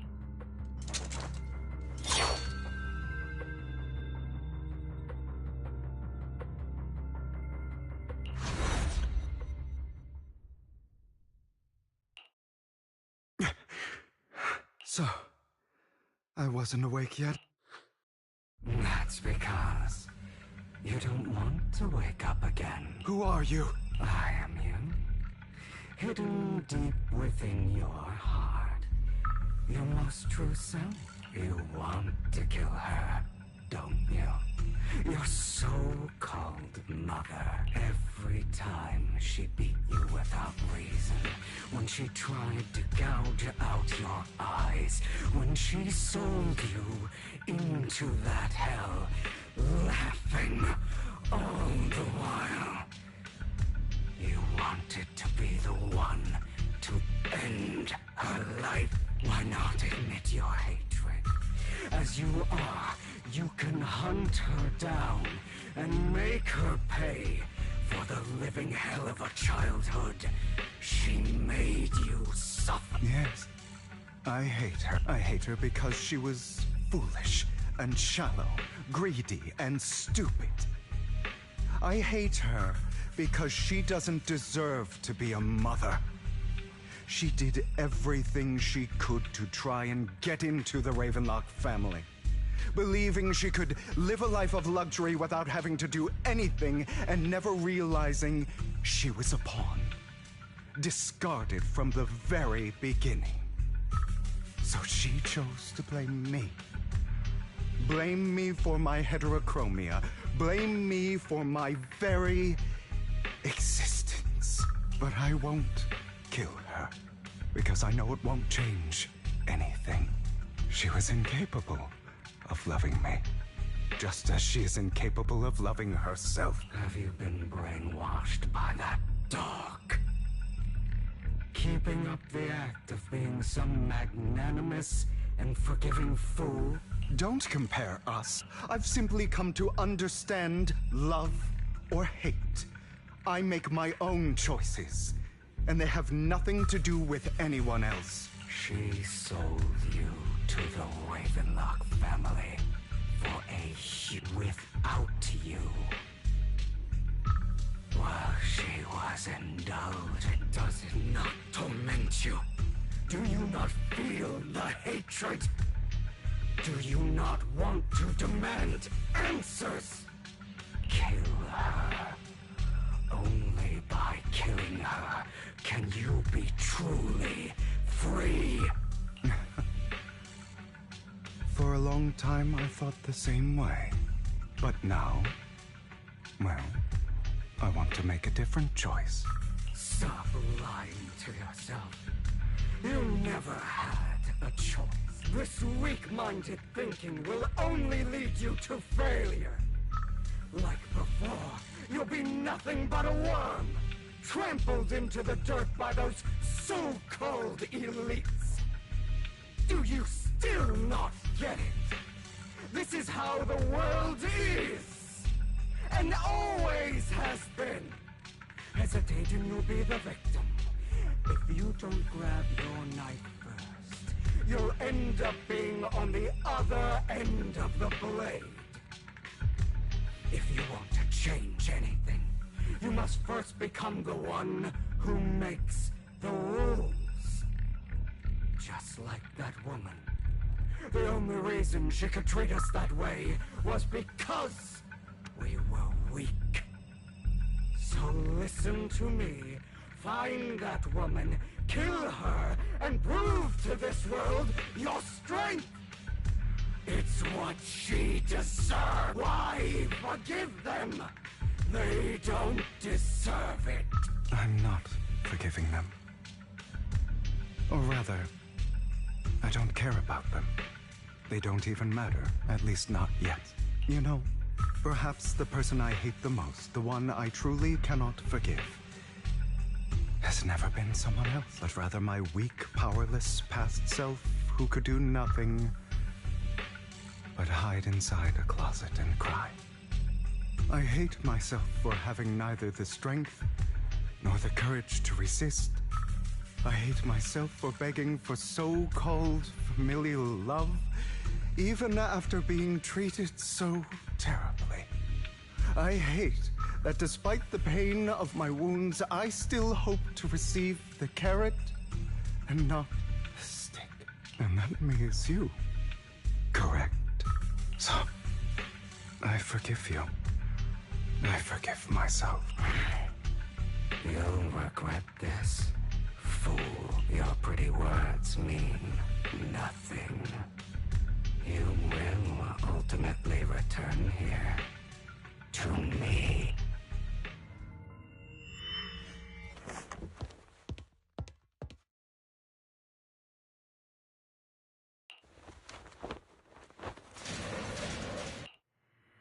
I see. This is still an illusion. I wonder who's going to show up this time.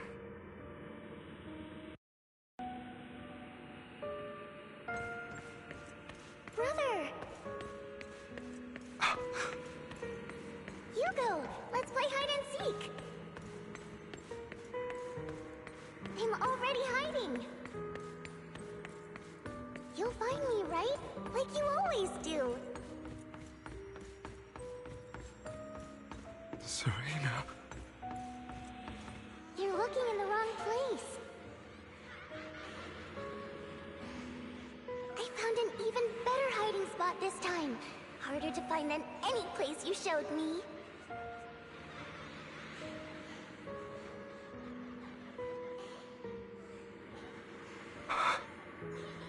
Hey, Hugo. Do you ever wonder why I had to die? It was because of me. That's right. It was because of you. It's all your fault. If only you didn't exist, I wouldn't have had to suffer.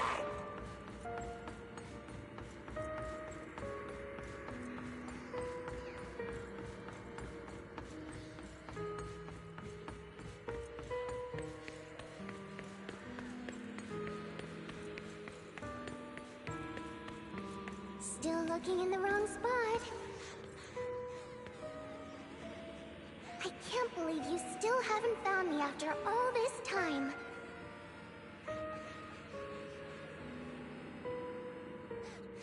Have you forgotten about me?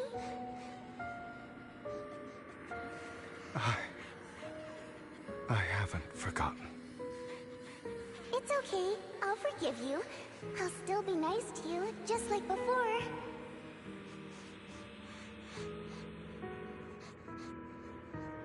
I was the only one who was ever nice to you, wasn't I? Yes. Then tell me, why do good people always suffer? Why is kindness always punished instead? Tell me, Hugo, why?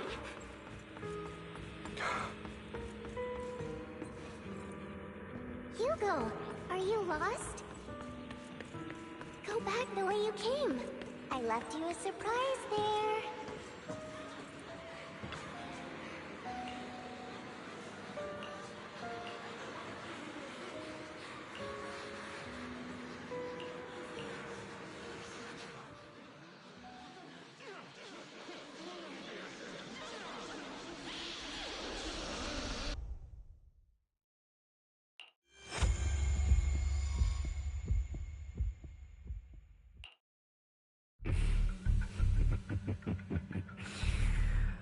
I told you that you would eventually return. We meet again, my friend. I told you, I am you. The side of you that you've always tried to deny existed. Of course. I know. This time it's about Serena. Right? Yes, your half-sister. And the only child in the Ravenlock family who was kind to you. Unfortunately,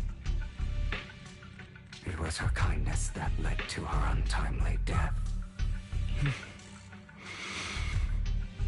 It was my fault. I don't like the way you blame yourself. Because that means I'm to blame as well. And I don't think I did anything wrong. Your mother sold you to the Ravenlocks. And your father, he saw your talent and wanted to use you to push the other children into competing with each other. My brothers and sisters wanted to get rid of me from the moment they first saw me. In their eyes, you were no more than a slave. But Serena dared to treat you, a slave, as if you were human. And so, she was fated to die. They tried to kill me many times, but I was careful, and they did not succeed. So they killed Serena, who was weaker, an easier target, and pinned everything on you. Serena died in your place. Those cruel brats thought that by reporting this to Father, they could use it to get rid of you, a rival who threatened their positions. Yet, not only did Father not blame you for the incident, he praised you for it. In this world, only the ruthless, cruel, and merciless can stand at the top. And that's exactly what you managed to live up to, no? You found a perfect opportunity thereafter to catch the ringleader of the group who framed you and almost beat him to death.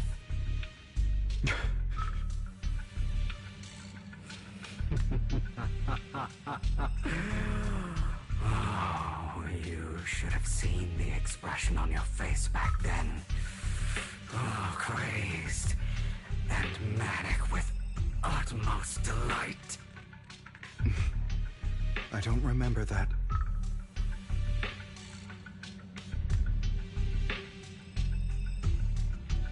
Here you go again, trying to deny your desires deep down inside. You've always wondered, asking yourself why these evil people never got the punishment they deserved. Why the world is so unfair. Don't you want to rip them to shreds? Just like that day when you beat that boy's face into the dirt until he was barely recognizable. His disgusting blood staining your fists. Recall your exhilaration, your cathartic release of rage, that outpour of hatred. That victory belongs to you. deserve it. Those brothers and sisters of mine are all dead. I cannot take revenge against the long deceased. They died by Hartman's hand, dying in the power struggle to become the Ravenlock family. Boring. I find it hilariously ironic. Children who would murder their own kin for scraps of power dead at the hand of their uncle who followed their example. Is that not karma? Power struggles pitting kin against each other, betrayal, suspicion, and hatred between people of the same blood. It's like a curse, written into the Ravenlock family's genes. Laughably stupid. Don't forget, my dear, that the same blood flows through your veins.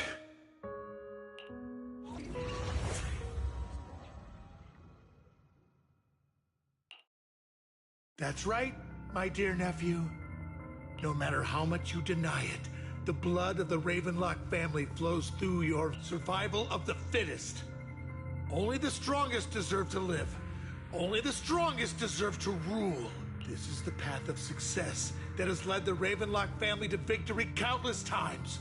A blessing and a curse etched into your flesh, and as long as you live, you'll never escape the mark of family. You are destined to one day become someone like me, like your father.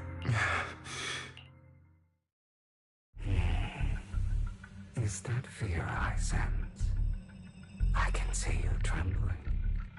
Why does the Ravenlock bloodline terrify you so? I won't. I'm like my father. Never. You won't become a failure like him. So relax. Our power eclipses him, and so does our ambition. So, do not deny your own desires. Do not resist your own ambition. This is the talent you were born with. The best gift fate has ever given you. Admit it. Deep within your heart lies a spark, yearning to ignite a raging inferno that will burn everything down. And I am that spark.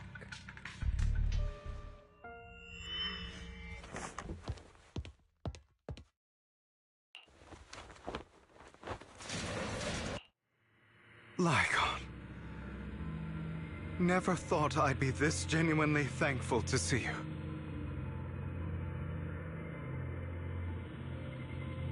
Seeing you means this never-ending nightmare is finally over, right?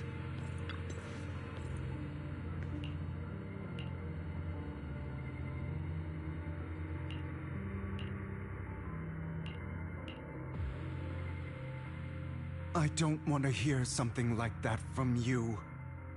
You have no idea what that man, my father, is really like. A person who stops at nothing for their own interests and ambitions. Just like what you're doing right now. And what do you think I'm doing this for? All of this was part of your plan. You knew where the Ravenlock family was going to be, so you set Mockingbird's target there. To seek revenge, you plotted to assassinate your own father, but he was too vigilant, and you failed. After almost being assassinated, your father was furious and locked everyone in the hall, but was unable to find the assassin. And what a coincidence that a hollow disaster just occurred in the vicinity. So he used it to eliminate all the unfamiliar faces there, turning them into... So, the one who killed innocents was my father, not me. You knew what choice an extremist like him would make. And you used the chaos to once again attempt an assassination. This time you succeeded. You killed your own father at the cost of innocent lives. Admit it, Hugo. You don't care about anyone else. The only thing you care about is your revenge. How is that any different from your father? Enough. I'm tired. I may hate him for betraying me, but he wouldn't say something like that. What? You aren't Lycon. You're the other me, hidden deep within my heart.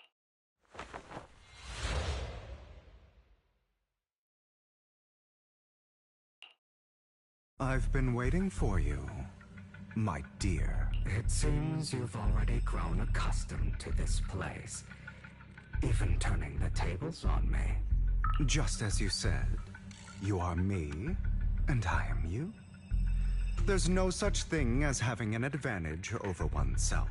We are ultimately one and the same, forever inseparable. Then you should know what I want to say. When you and Lycon split, you didn't even try to clear up the misunderstanding, didn't deny or argue because you realized that deep down, he was right about you. You just hadn't acted. Some people live only to bring more suffering into this world. Sometimes, murder is what brings justice back into this world. For that, I must stain these hands in blood. That's right. Just like what you said before you faked your death. Were those words really just an act? To slay the dragon, you must first become one with sharp claws, winding fangs, and strength enough to destroy anything. You know the truth better than anyone. If you hadn't hesitated and instead seized the first opportunity to kill your father, none of what followed would have happened. Innocent civilians wouldn't have died. Your partner wouldn't have lost an eye and both legs trying to save people. And Mockingbird would have never gotten to that point. You can save more people. Save good people. Save more lives than the evil ones you take. I've spent countless hours in regret over that incident. So why not submit to your true nature? You want to be the judge, jury, and executioner of this world. And you can. I wasn't responsible for Father's death. The true mastermind is my uncle, Hartman. His schemes to kill the head of the family were all so he could take control. Mockingbird was simply unlucky enough to get caught up in it. So, for a behemoth like the Ravenlock family, with its roots so deep, a single person's death, regardless of who that person is, wouldn't change anything. Of course, whether it's Tops, the Mayflower family, or even the entire world, it's actually all the same. I refuse to be dragged down by pointless hatred any longer. You foolish, stubborn idiot. Do you understand the power of hatred? Have we not come this far precisely because of it? Or are you going to follow Lycon and Jack's twisted logic? Come on. You don't actually trust anyone? Otherwise, why would you hide this whole scheme of faking your death from them?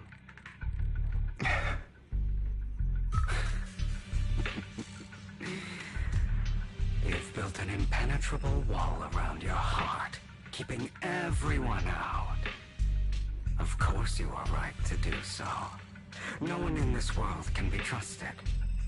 Always. All you'll receive is hatred from your own blood and no love.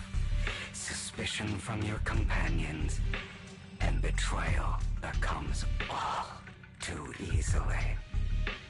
But the most ridiculous thing is that you want them to trust you. You stay silent and long for them to notice your suffering. You yearn for your companion's understanding and trust. That's why you are incapable of exploiting them for your own ends. You care about their safety even more than your own. But remember, only the weak need companions. And we are children born from hatred. We are different from them. I will never be like them. And I don't need to be. Come. Let me show you what powers we can wield. But you are me, and I'll never lose to myself.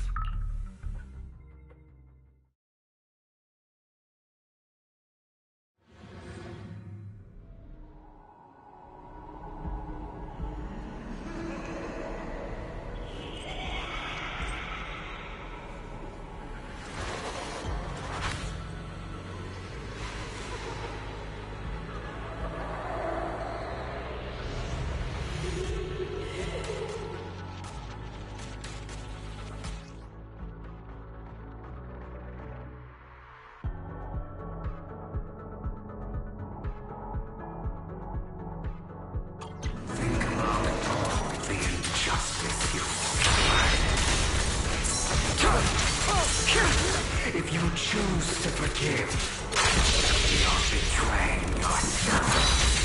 You know that. Letting you consume me would be the real betrayal to myself.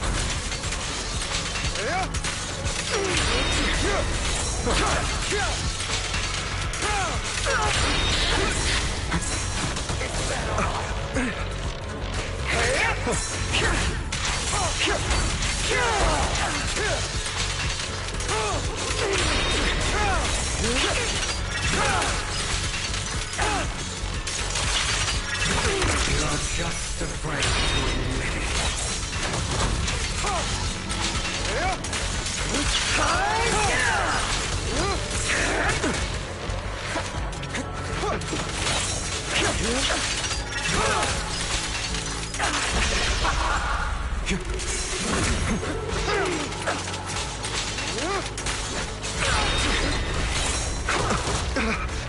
Give up.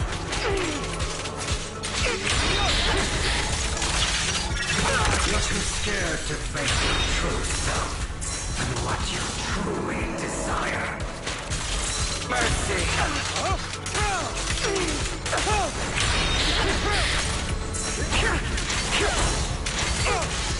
Trying to run, are we?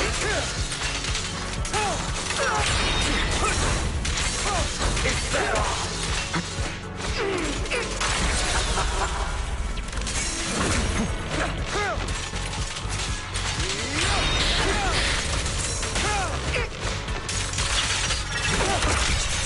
Prepare to kneel before me. Are you trying to kill me? You think you can just get rid of me? Without me, you are nothing. For what it's worth, thank you. Don't be afraid. You and I are inseparable. You're part of me, just as I am part of you. Fancy words won't change anything. No. It's not just platitudes. I finally understand now. Some pain only fades when it's seen, when it's accepted. So I won't fight you anymore. I won't hate myself anymore. Weakness, hatred, malice, strength, forgiveness, justice.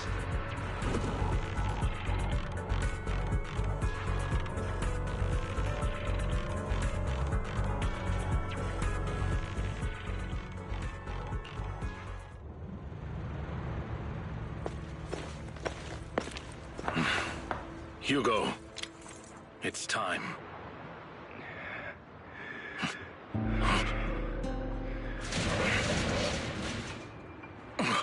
Hugo. Hugo, you...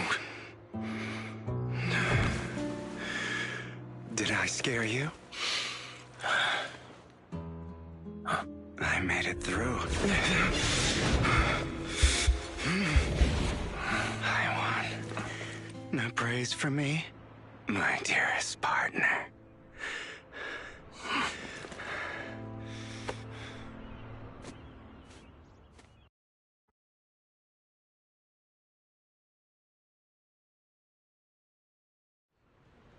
This is just like what I saw in my dream.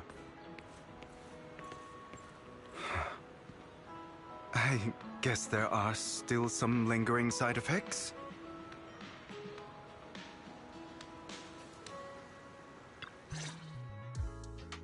Ah, my former partner. You're still as punctual as ever. Sure you are fully recovered? How about we fight? And I'll show you how recovered I am. I refuse to fight someone who is in need of medical attention.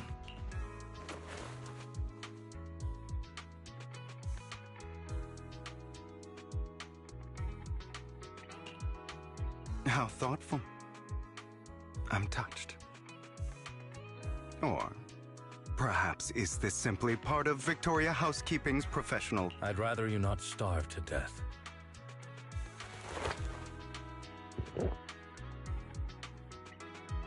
Not to your liking. I'm fairly certain this is the same kind as before. No. I've just gone too long without food. It feels a bit uncomfortable. Either way. Now tell me, what exactly happened in the warehouse? Just going a bit crazy from... you know what? Were you expecting anything else? But... I did have a very long dream. A dream about many things from the past. If I had to put it into words, it would be like giving myself psychological therapy. You seem like you could benefit from some too. How about it? Want to book a session with me? Trust me, I'm a pro. Seems you really have recovered. Well, of course. I'm feeling pretty great right now. Like I could argue with you all day on every petty detail of who exactly was in the wrong back then. I wanted to ask, what you said about Mockingbird before, when you faked your death, was that part of the act? You mean the part about how Mockingbird has never really changed anything or saved anyone. I didn't expect you to still be so hung up on this. Interesting. After all, it was you who chose to betray Mockingbird. To betray me. Just as I said before, I never considered Mockingbird a failure. Perhaps Mockingbird deviated from its origins, but it has its value. You shouldn't reject the things you've done. Or Mockingbird. I have contemplated this before. Yes. Mockingbird has helped some people and has genuinely managed to cause trouble. For those who abuse their positions of power for evil. Yet those in high positions still possess immense resources, and the people we helped remain destitute and suffering, willing to become slaves to those in power for scraps. But just as you said, even if what we did was childishly idealistic and flawed, as little as we actually achieved, even the slightest change is by no means meaningless. Nothing holds more value to me than Mockingbird.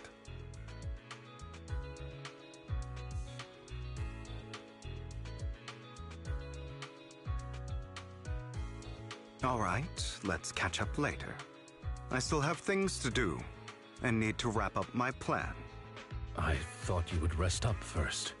As much as I would prefer that. My dear uncle and the Exaltus fanatics likely would not give me such an opportunity. If all has gone to plan, The fish will have taken the bait already.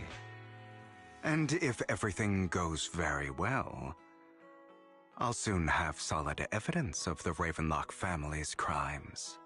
Well then, thank you for your assistance, former partner. Let's part ways here. I'll go with you. Lycon, surely you don't think that because I just recovered, I'm too weak to deal with those useless fools. Hartman's actions will disturb the safety of New Eridu. As I serve the mayor, I should intervene. Very well, whatever. Let's go. And don't slow me down.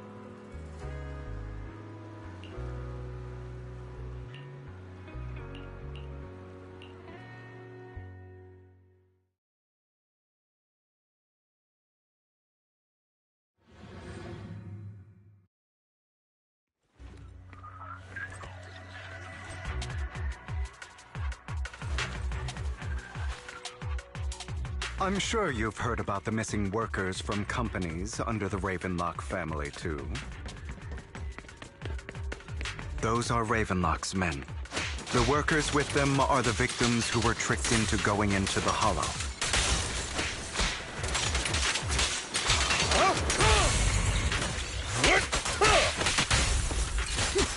Come on, let's get them out of here.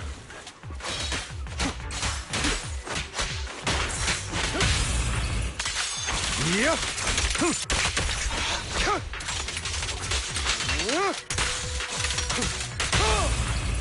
Go on.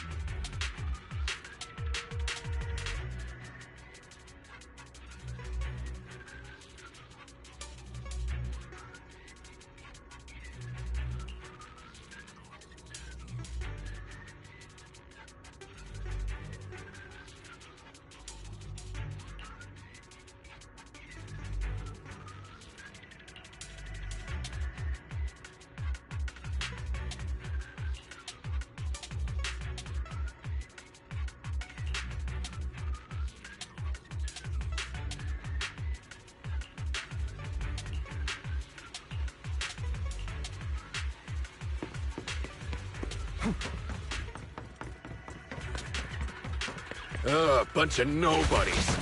Annoying as hell. Kill them! You're welcome to try.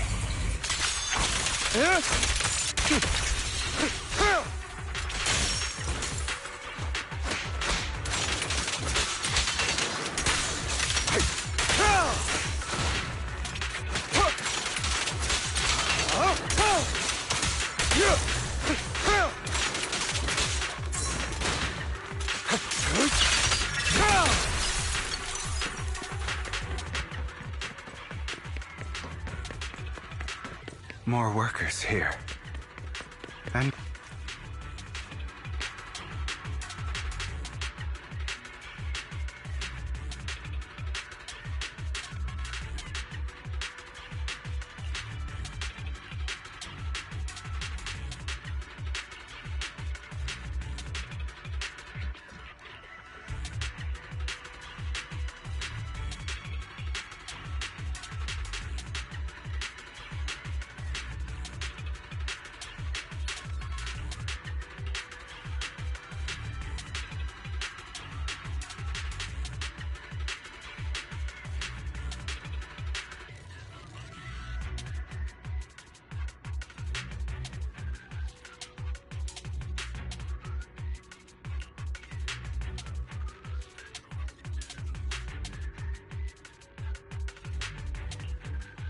Is Hartman behind this, too?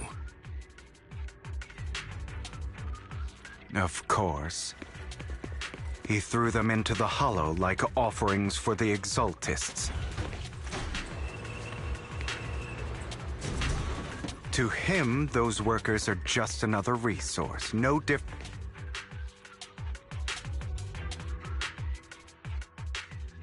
There's more over there. Let's hurry. It's different this time. Don't rush in.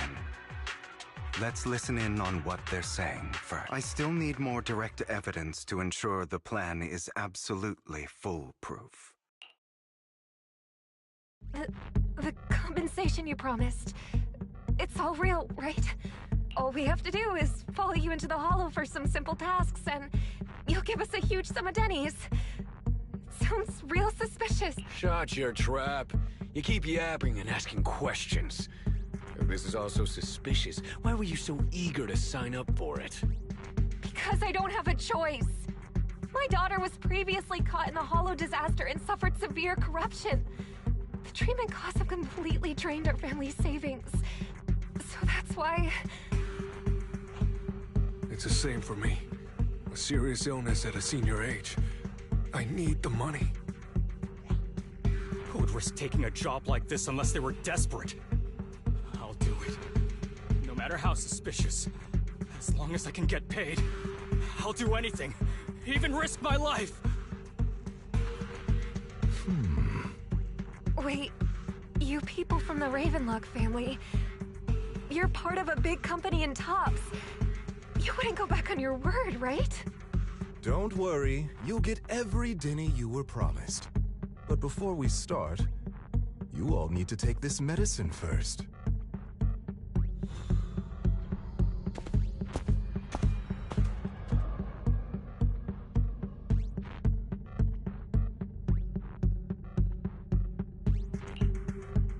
Bro, should we really be doing this already? These workers keep talking. We're wasting time like this. And the sooner they take it, the sooner it'll be over. Consider it an early release for them. What? You didn't say anything about having to take pills before. Look, this is good stuff, all right? It'll increase your ether aptitude.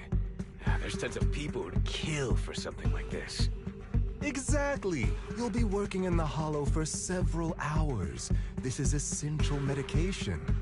You have to take it before we continue. If you refuse, then you can forget about the job. Of course, you won't receive the compensation either. Lycon, what are you doing? Rescuing those workers, of course. There's clearly something off about those pills. We can't let them take them. Now is not the right time. As I said, we need more evidence to ensure the plan works. And as I said many years ago, you can't exploit innocence to achieve your goal. So that's how you see it. If that's not what you want me to think, then explain everything to me. All right. It's a little complicated, but simply put, these workers will be fine. Of course, it's your choice to trust me or not. But if you try to rush in, I will stop you. I trust you.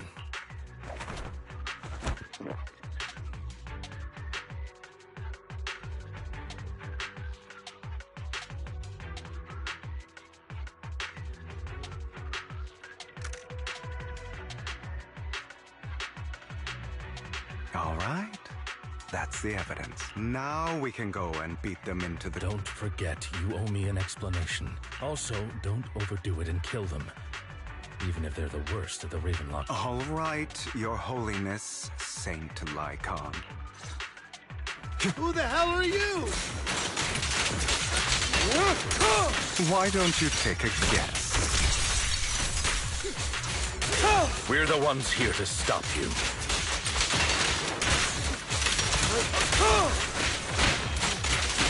Can't remember the last time we worked this... Your legs? How are they feeling? I'm fine. To be honest, I think I prefer the way you used to fight. Pen! You had a lot more aggression. The end is not... I've merely learned to control my strength. Time to... Freeze all... When I need to.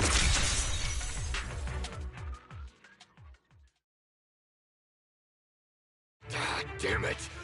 Who the hell are you? How dare you mess with the Ravenlock family? Ravenlock. Savor the name while you can, for it will soon cease to exist. It means exactly what I said. I think this might be good for you. Sever your ties while you can.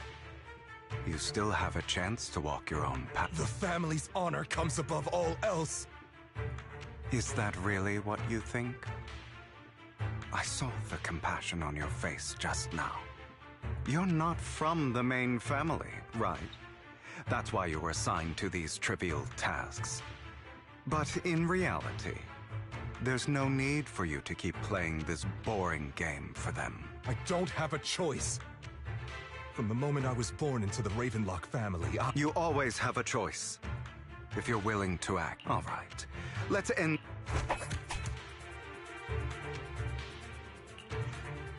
Don't worry, Lycon. I didn't hit them too hard, just enough to keep them quiet. How's that? My acting's pretty good, right?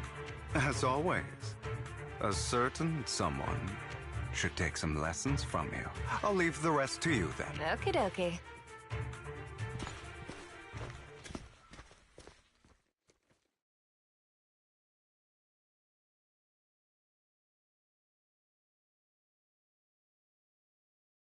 Okay, now can you tell me exactly what's going on here?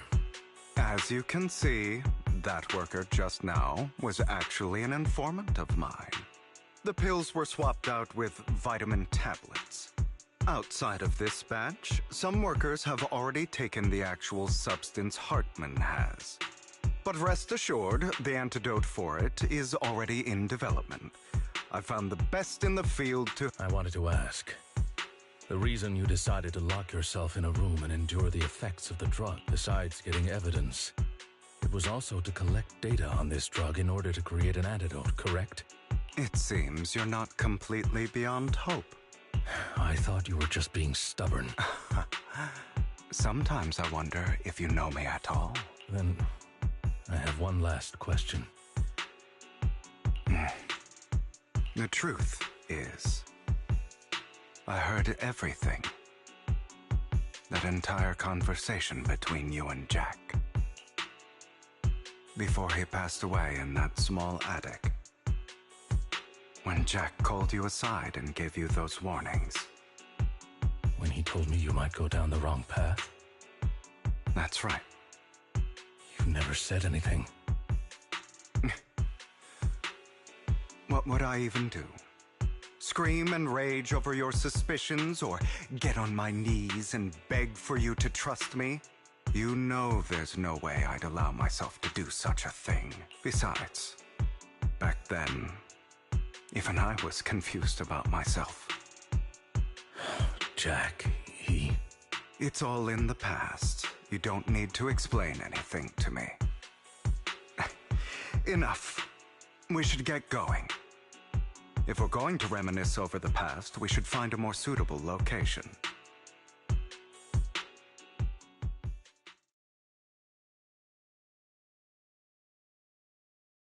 Lycon?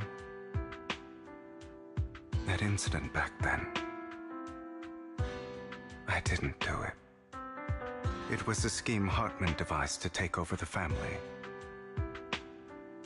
It was Hartman who killed my father, too. I only discovered the truth long after the fact. I did indeed attack my father, and I thought he was dead. But he wasn't. I couldn't kill him. And even before that, if I hadn't hesitated, none of what followed would have happened. Even now, I still think they deserve death. But I no longer care to personally deliver that fate. They're beneath me. And I have more important things to do. I know we may never agree on that point, Lycon. I once wanted to fight against those ugly truths that defined me, but I discovered that the more I rejected them, the more painful it became. So, I could only accept that crazed, hateful, and malicious side of myself. As long as I know I will never become like my father, like Hartman, that is enough for me.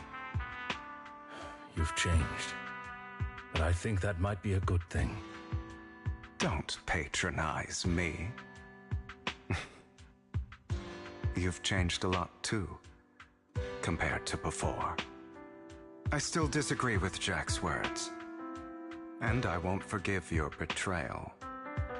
I will walk the path I believe is right, even if I must tread over thorns and through the mud. But I will also allow you to walk your own path, Lycon. Should I say thank you? You're welcome. Come to think of it, we haven't talked about your legs and eye. It was just an accident, not your fault. I'm doing well now. I hope you are too. On the contrary, perhaps I should be the one apologizing. I misjudged you. I used to think you wanted power, that everything you did was for your own ambitions. I thought you wanted the power to pass judgment on all in this world like a god. I am a god. I am my own god. Or you could say that in this world, everyone is their own god. There are many things that we are powerless to change. But there are also many choices we can make. Just as I said before, I am the only one who can kill me or save me. I'm glad you think that way. Let's go. I still have one last thing to do. To witness the end of Ravenlock.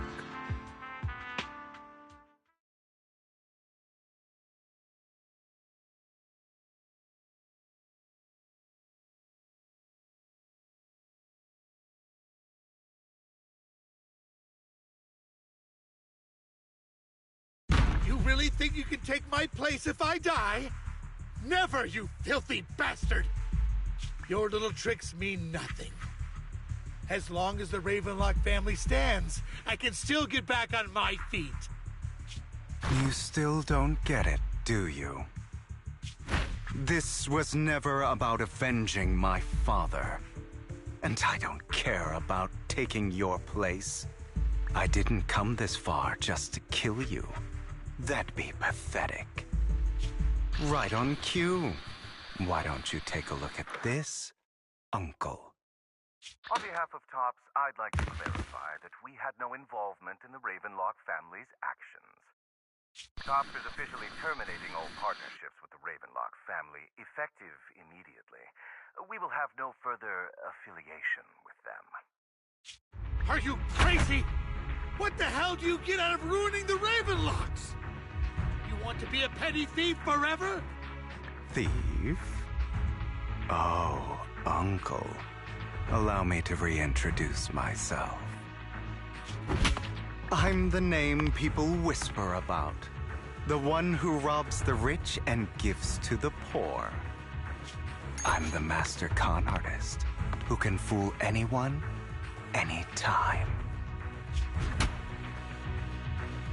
I'm the leader of Mockingbird. The one who turns every headline into my own stage. I have friends who'd catch me if I fall, partners who'd shed tears for me, and allies who always have my back. I am Hugo Vlad. You're the one who needs the Ravenlock name. I never did. You ungrateful bastard! You should have never been born. You flatter me. Same goes for you, Uncle.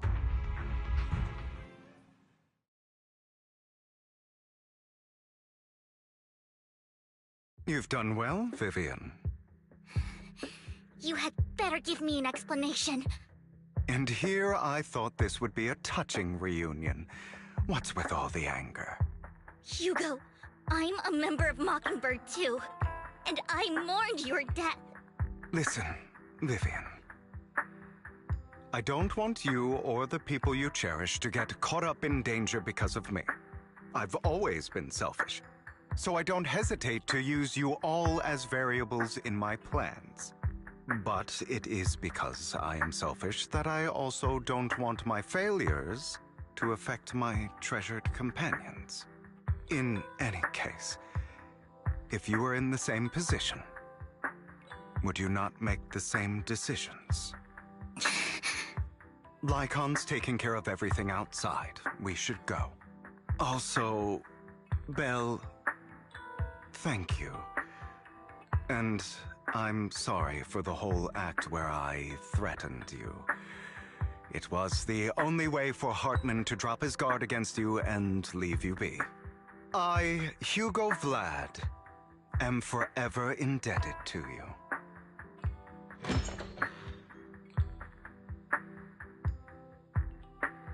Master Proxy, although it is late, there is some important intel that I must give you now.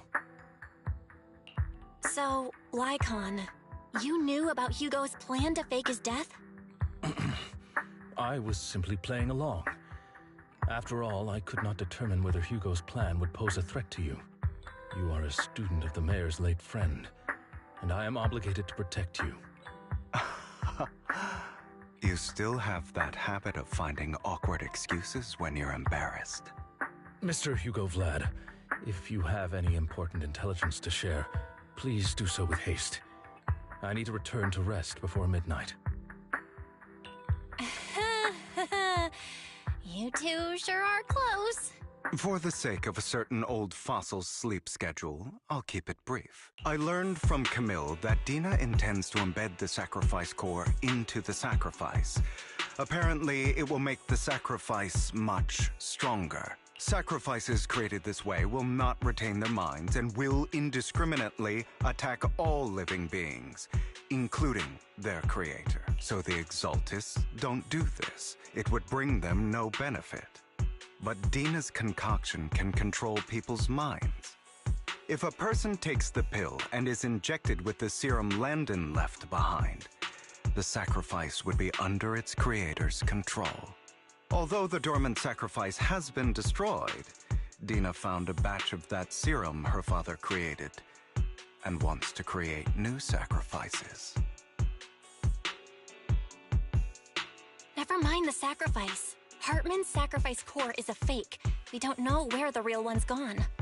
The real core has always been here. Here? In Lord Phaethon's video store? Vivian, do you remember when I suggested you give that collectible to our dear proxy? I remember. But that was just an ordinary pendant. And I've met the person who submitted it. She has absolutely no connection to the Exaltists. How about our dear proxy take out that pendant so we can take a look?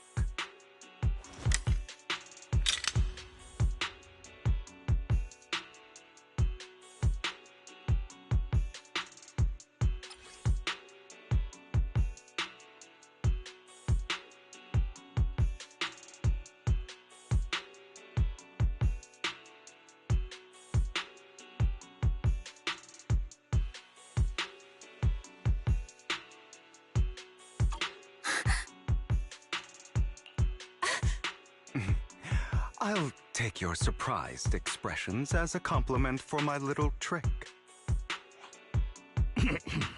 I will hand over this core to the mayor as agreed. Since he fulfilled his promise to protect Vivian and the manager while I was pretending to be dead, I won't go back on my promises. No wonder the mayor would promote rhetoric favorable to Mockingbird. I can't believe I thought he was actually being sincere.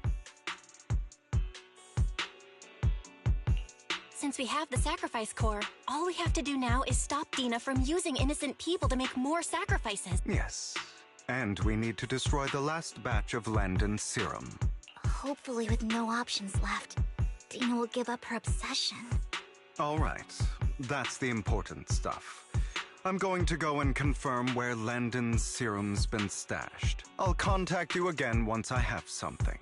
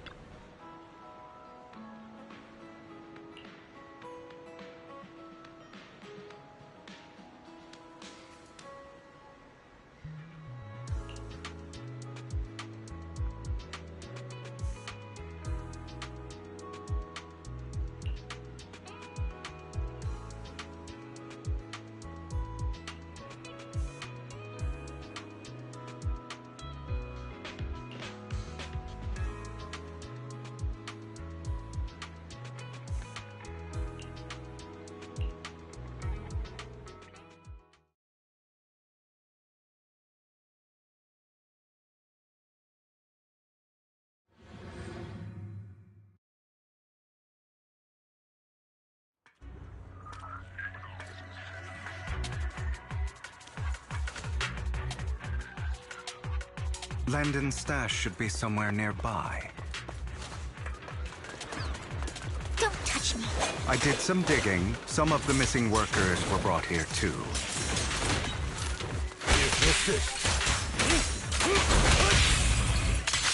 Dina's getting ready to make her move. Fine, if you insist. Don't worry, we'll clear them out.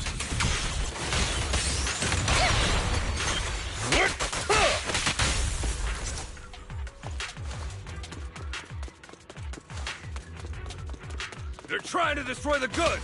Stop them!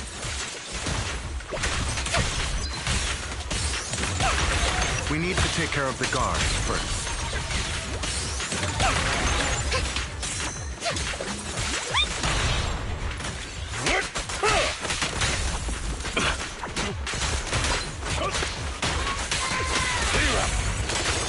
Yep. Some of the serum is stored in this warehouse. Don't touch me, fool. You're not taking anything from here!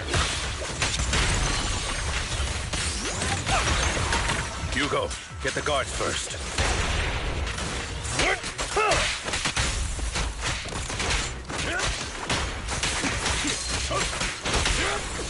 At your service.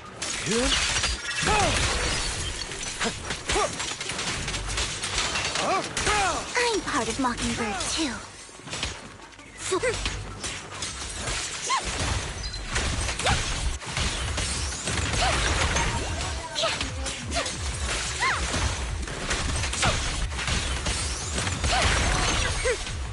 Don't touch me, huh? You just stepped into your own grave! Over there! Fools. You better not get my trust. Stand still. Tales for the dawn that sets the world alight.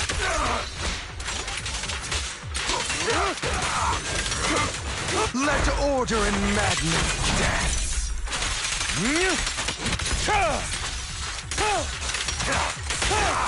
Allow me? Who dares get between me and Lord Satan?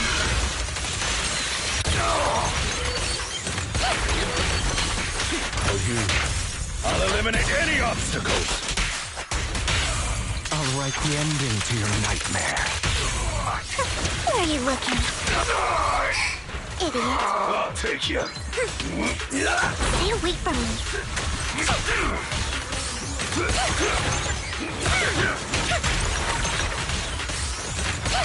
I'm here. Eat this!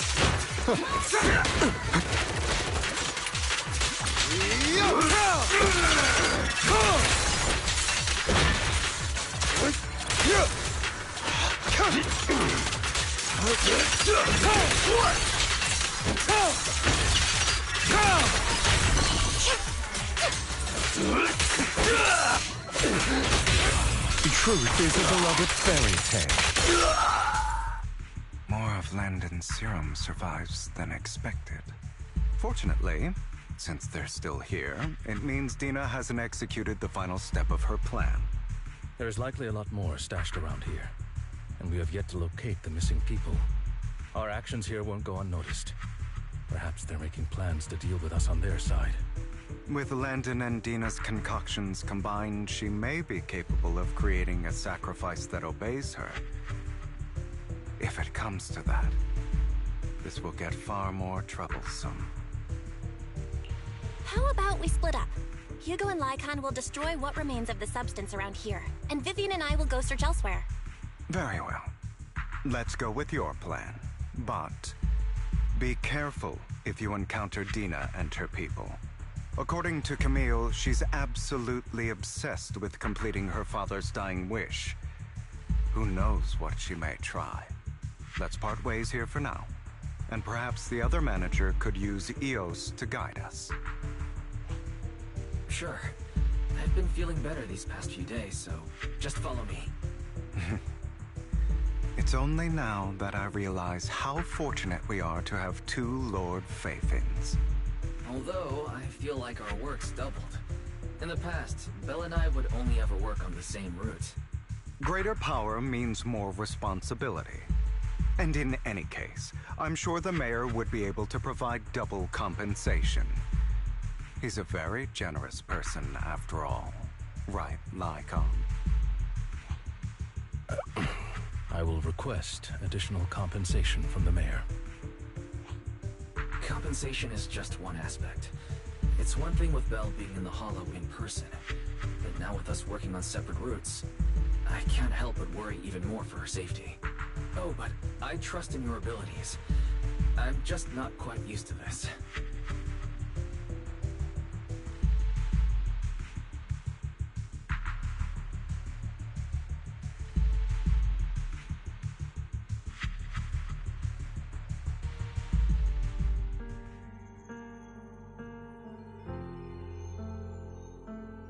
This is the future I saw.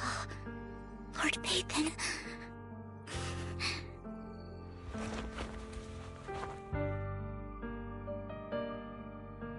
I'm sorry. This time, I will make sure the future I saw does not come to pass. I don't want to bring you misfortune. That's all I wish for.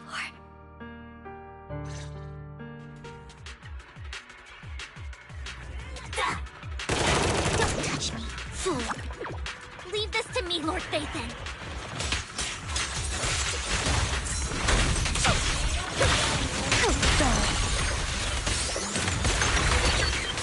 You better not get my best head. What's up?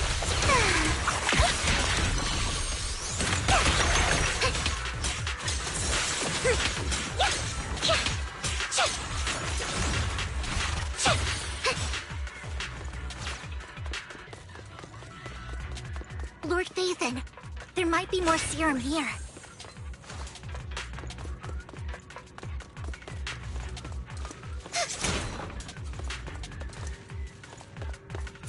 How dare you steal from Lady Dina! I'll try to go easy on you. No promises.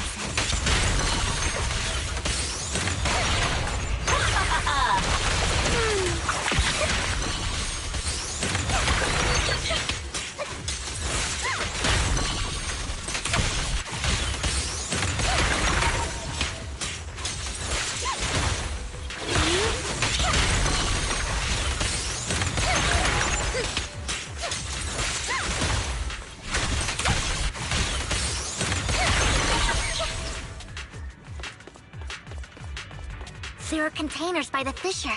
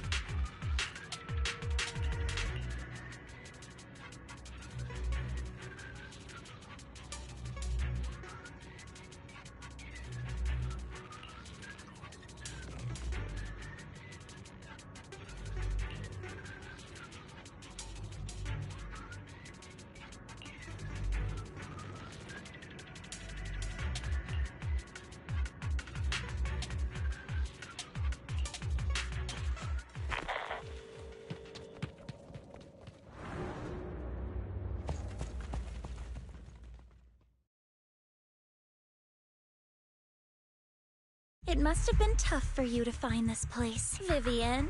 If you had stayed out of it, I wouldn't be so eager to get rid of you. Those people have been taken to safety. You're all out of options. They're just mere test subjects. So what if they get away? There will always be people consumed by greed. And therefore, they will come willingly to me. In any case, what are a few sacrifices in comparison to the completion of Father's grand ambition? Dina, you deceived those people. They didn't come willingly to you. You tricked them, just like Landon did back then. Deceived? Father gave hope to those who had everything taken from them by the Hollows. Vivian, you once rejoiced at the hope Father offered you, too. Before Father took you in, You were no more than an omen of disaster that no one wanted. It was Father who gave you shelter and a purpose for existing. Do you remember the first time you bestowed a blessing under Father's guidance? How did you feel when that person looked at you with adoration and gratefulness? That was the first time you felt hope. Like your existence had a purpose, right? Don't forget that it was Father who, through what you call deception, gave you hope. And you, what have you done? You basked in Father's attention and everyone's adoration, only to destroy everything. Do you think that by leaving the Exaltists, those people will live better lives? Of course not. Those who suffered under the Hollows will only continue on as walking corpses, without the hope Father gave them. Do you really think you're some sort of savior, Vivian? In the end, you're just an ungrateful brat who brings misfortune to those around her. It was you who destroyed everyone's hope.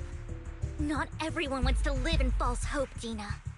You say it's because of greed that people willingly become your sacrifices. Perhaps those people aren't entirely virtuous. But that greed is just wanting to live a better life beyond the Hollows. What you and Landon have done was never about giving people hope, but exploiting it. Stop lying to yourself. Deep down, you know what Landon did was cruel. No. Back then, when Landon wanted to inject you with the serum, the fear in your face was as plain as day. I saw it all clearly. If all of this is as righteous as you claim, then why did you make such an expression, Dina? Don't look at me with such pity! Father did nothing wrong. All of this is to make something of the Hollows other than disaster. That's everyone's only hope. Dina, it's not too late to stop. Stop living in this lie. You know what would happen if a sacrifice loses control and escapes the Hollow. It's not the Hollows that are to blame for those people's deaths, but the hope you keep talking about. That will cause more despair and claim more lives. That is merely the necessary sacrifice to accomplish a greater goal. No one deserves to be a sacrifice. Your hypocritical magnanimity disgusts me. I can always go and get more test subjects if they've escaped. And I will be able to replicate Father's serum with enough time. With you gone, I'll be able to complete Father's gift to the Creator and fulfill his last wish. Camille, release the failed subjects. Lady Dina. Camille, are you going to do what you did before? You keep saying you'll follow the Creator, but it's all lies. Lady Dina, the Hollows took my family from me. I understand that there's no way to get back what I've lost. It was Lord Landon who told me that the Creator would guide me. One day, Hollows will no longer be disasters. Everyone will be able to survive inside them. I look forward to the day when this hope becomes reality. I watched you grow up, and I know that you've always looked up to your father. He gives you hope, and I destroyed that hope with my own hands. I know the pain of loss, so I've always felt guilty. I want to atone for the hope I destroyed. But Dina, I don't want to ruin more lives, and I don't want to continue watching you destroy yourself. Vivian is right. Not everyone wants to live in false hope. So, please, stop. Camille, are you abandoning me too? I'm not abandoning you. I just don't want to see you go past the point of no return. The point of no return? I passed that point ages ago. No, Dina. You can still turn back. I'll be your way back. Where are you going, Camille? I made a deal with Hugo and the mayor. If someone needs to take the fall for this, let it be me. I did it. All of it. I've been forcing Landon's only daughter, Dina, to research how to create sacrifices. I colluded with the Ravenlock family for my own gain. Everything Dina did was under duress. Since I've kept her captive for so long, she doesn't have the skills to survive as an independent member of society. She'll need a caretaker and teacher. Someone who will look after her and educate her. No! I refuse, Camille! I refuse to accept this! Dina, I'm going to dispose of those failed subjects. I won't allow it! You'll die! I won't allow it! You can't leave me. I command you! You've always followed my orders, and you will follow them now! It wasn't your orders that I've been following. My younger sister, who was stolen from me by the Hollows, also had such beautiful red hair. When Landon told me the Creator could bring me hope, you were standing there, right behind him. I was certain, then and there, that this was the hope the Creator had given me. Start over, Dina. You still have so long, so much time. You'll make friends, find people who love you, and make many beautiful memories. That's not what I want! Camille, you're not allowed to die! I won't allow it! I won't allow it! Goodbye, Dina. And I'm sorry, Vivian. I'll leave the rest to you.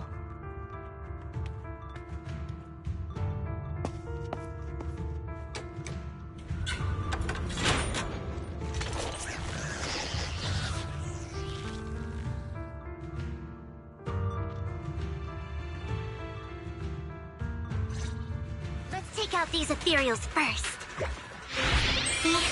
Lord, we can't let Camille's efforts go to waste.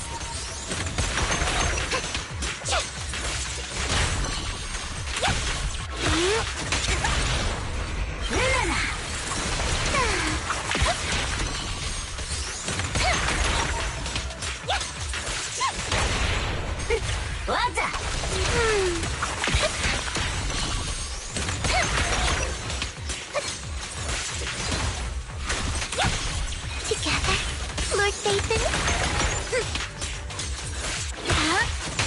Let's go after Dina, Lord Dathan.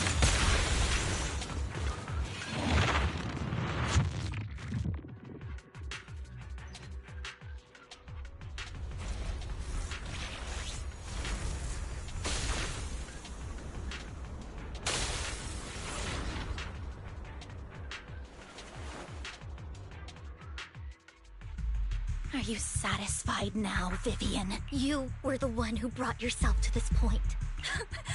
You're saying this is all my fault?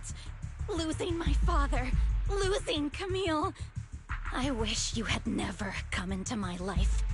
At first, when Father brought you home, I was happy. There are so many Exaltists, yet Father never allowed me to get too close with any of them. I never had any friends either. But when Father brought you back, he told me to take good care of you. That you were my first friend. I was also so happy the first time you took my place in helping Father select a person to receive the blessing. Because it meant you were different from all those other people. You could stay with me. But soon, I grew jealous. You took the attention that should have belonged to me. You even took Father's love from me. It's only because of my ability that Landon... I know, but... Vivian, jealousy is something you cannot control. Of course, the same goes for fear and hatred. I was terrified that one day you would look at me and shed tears. I knew if that day ever came, Father would not hesitate to force the blessing upon me. And when that day did come, I hated you for causing my father's death. Tina, You knew everything about what happened back then, so why are you still defending Landon? And why didn't you tell me back then? If I had known earlier, maybe I could have found a way. Because it's the only thing that makes me more special than you, no? It proves I had Father's trust. I was more useful to him. Vivian, you said you wandered without a home ever since you were young, hated by anyone you encountered. You were happy to gain recognition from everyone and help Father when you were among the Exaltists. But in the end, you discovered you were being used, so you felt betrayed and hurt. Then, what about me? All I ever had was my father. I've never known a life outside of the Exaltists. Ever since I was young, my only purpose was to help Father select who was to be blessed. The only purpose I had was my father and the Exaltists. I've never been taught anything else, Vivian. It is what little value I have, and have ever had. In the end, you took even that from me, and completely destroyed it. You think you're doing good and fighting evil. You've only managed to affect a small part of your world. But have you ever wondered if maybe that's all there is to my world? I never wanted to hurt you. You were also my first friend. And that's why I wanted to save you back then. Save me? You and Camille all talk about saving me. Why don't you understand? To me, loss is so much more painful than death. Tina, you can start over. Everything Camille did was so you could live on.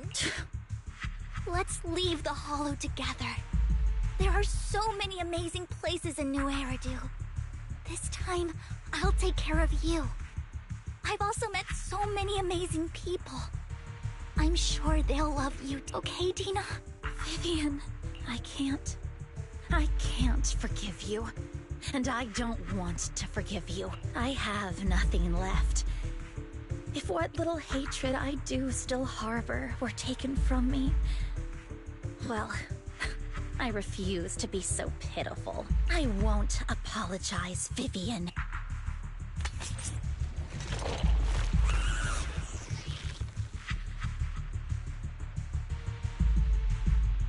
I don't want to hate myself, so I can only hate you for killing my father, and hate Camille for leaving me. That's just the kind of person I am. Hateful and despicable. I refuse to owe anyone anything. I refuse to feel regret. I won't. Vivian, I will keep hating you. I will take all who are precious to you. I will also hate Camille, so I won't do as she wished and start a new life. Vivian, if you had never existed, if I had never, you would be... Lord Phaethon, please do not interfere. She was my first friend. I'm going to bid her farewell.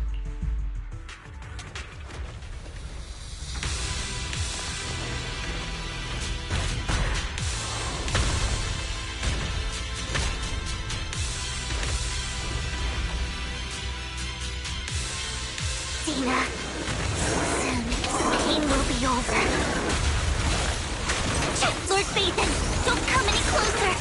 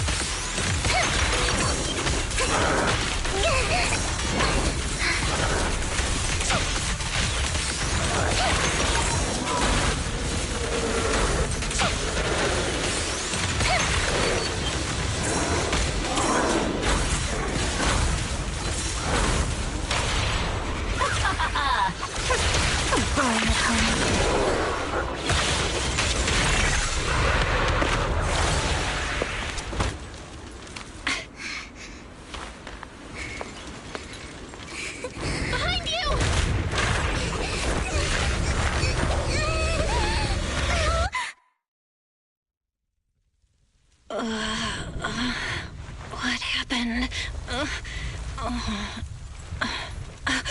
What the?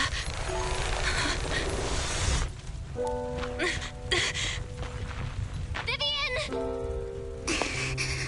Belle, don't come near me. This is my own choice.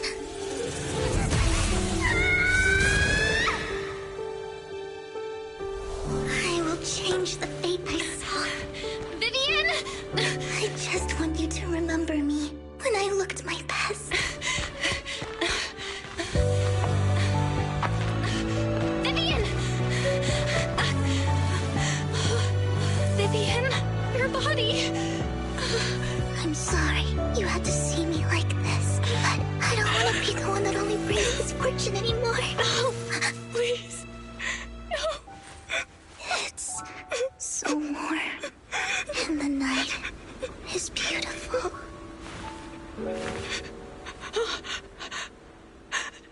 Vivian?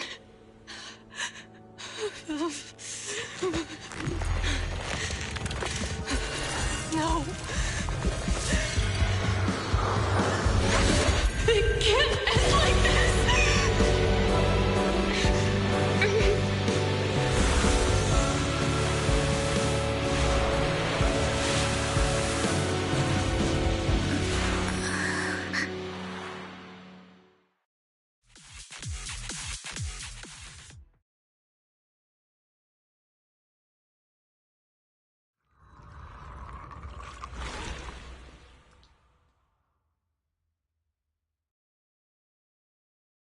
Belle, you're scaring me. Belle, I'm so glad you're awake. What happened? I remember Vivian and I... Wait, where's Vivian? She injected herself with Landon's serum. Hugo and Lycon brought you out of the hollow. You were in a coma and you said Vivian used the serum on herself? But she looked fine to me, barring a couple of scratches. Hugo sent a message earlier saying he got her checked over, and she was alright. Can you recall what... The situation was dire, so Vivian used the serum on herself to defeat the ethereals. I saw the crystallization process starting to occur, and then I can't describe it, but I think I saw something. At the time, all I was thinking about was wanting to remove the crystals from Vivian. I don't even know what I did. But then I passed out, I guess. What happened after that? When I led Hugo and Lycon there, it was just you and Vivian lying on the ground. We didn't see anything else. Never mind that for now. Belle, do you feel any discomfort? Just a bit dizzy. For tonight, just get some rest. Hugo and Vivian said they'll come over tomorrow, so we'll discuss everything then. Okay. Good night then.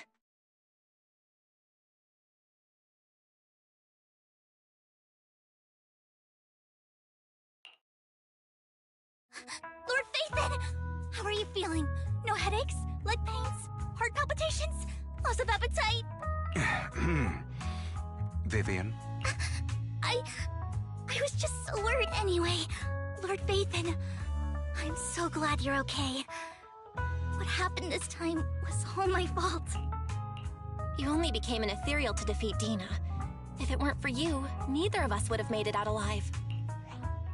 So, what happened? Belle said she saw the crystallization process start, but I didn't see anything through Eos. Hugo, Lycon, did either of you guys see anything strange? Allow me to explain. Miss Vivian told us what happened after she awoke, and the mayor arranged a full medical checkup for her. Based on the results, Miss Vivian indeed shows mild corruption sequelae. But if the crystallization process had already started, the lingering effects should be far more severe. To be precise, if the process had already reached the point of mass surface crystallization, it should have taken no time at all to become an ethereal.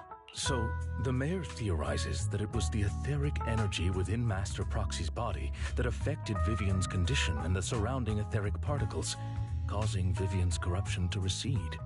Essentially, corruption is a reaction between the etheric particles inside the body and in the surrounding environment. Therefore, it's not necessarily irreversible, just that currently our mainstream method of defense is prevention. How come I didn't know I had this ability? How's it even possible for me to influence other people's etheric particles? That makes it sound like I can manipulate etheric energy at will. Master Proxy, you are special. This is a gift your teacher left you. Our teacher? So I don't know all the details, so I cannot explain everything to you. My apologies. However, Miss Yixuan might be able to answer some of your questions. She will visit you sometime soon, so please feel free to ask. She has quite an eccentric personality. If she causes you any inconvenience... If she causes trouble, can I file a complaint about her to you? Master Proxy, you have always been a people person, so I trust you will handle things just fine.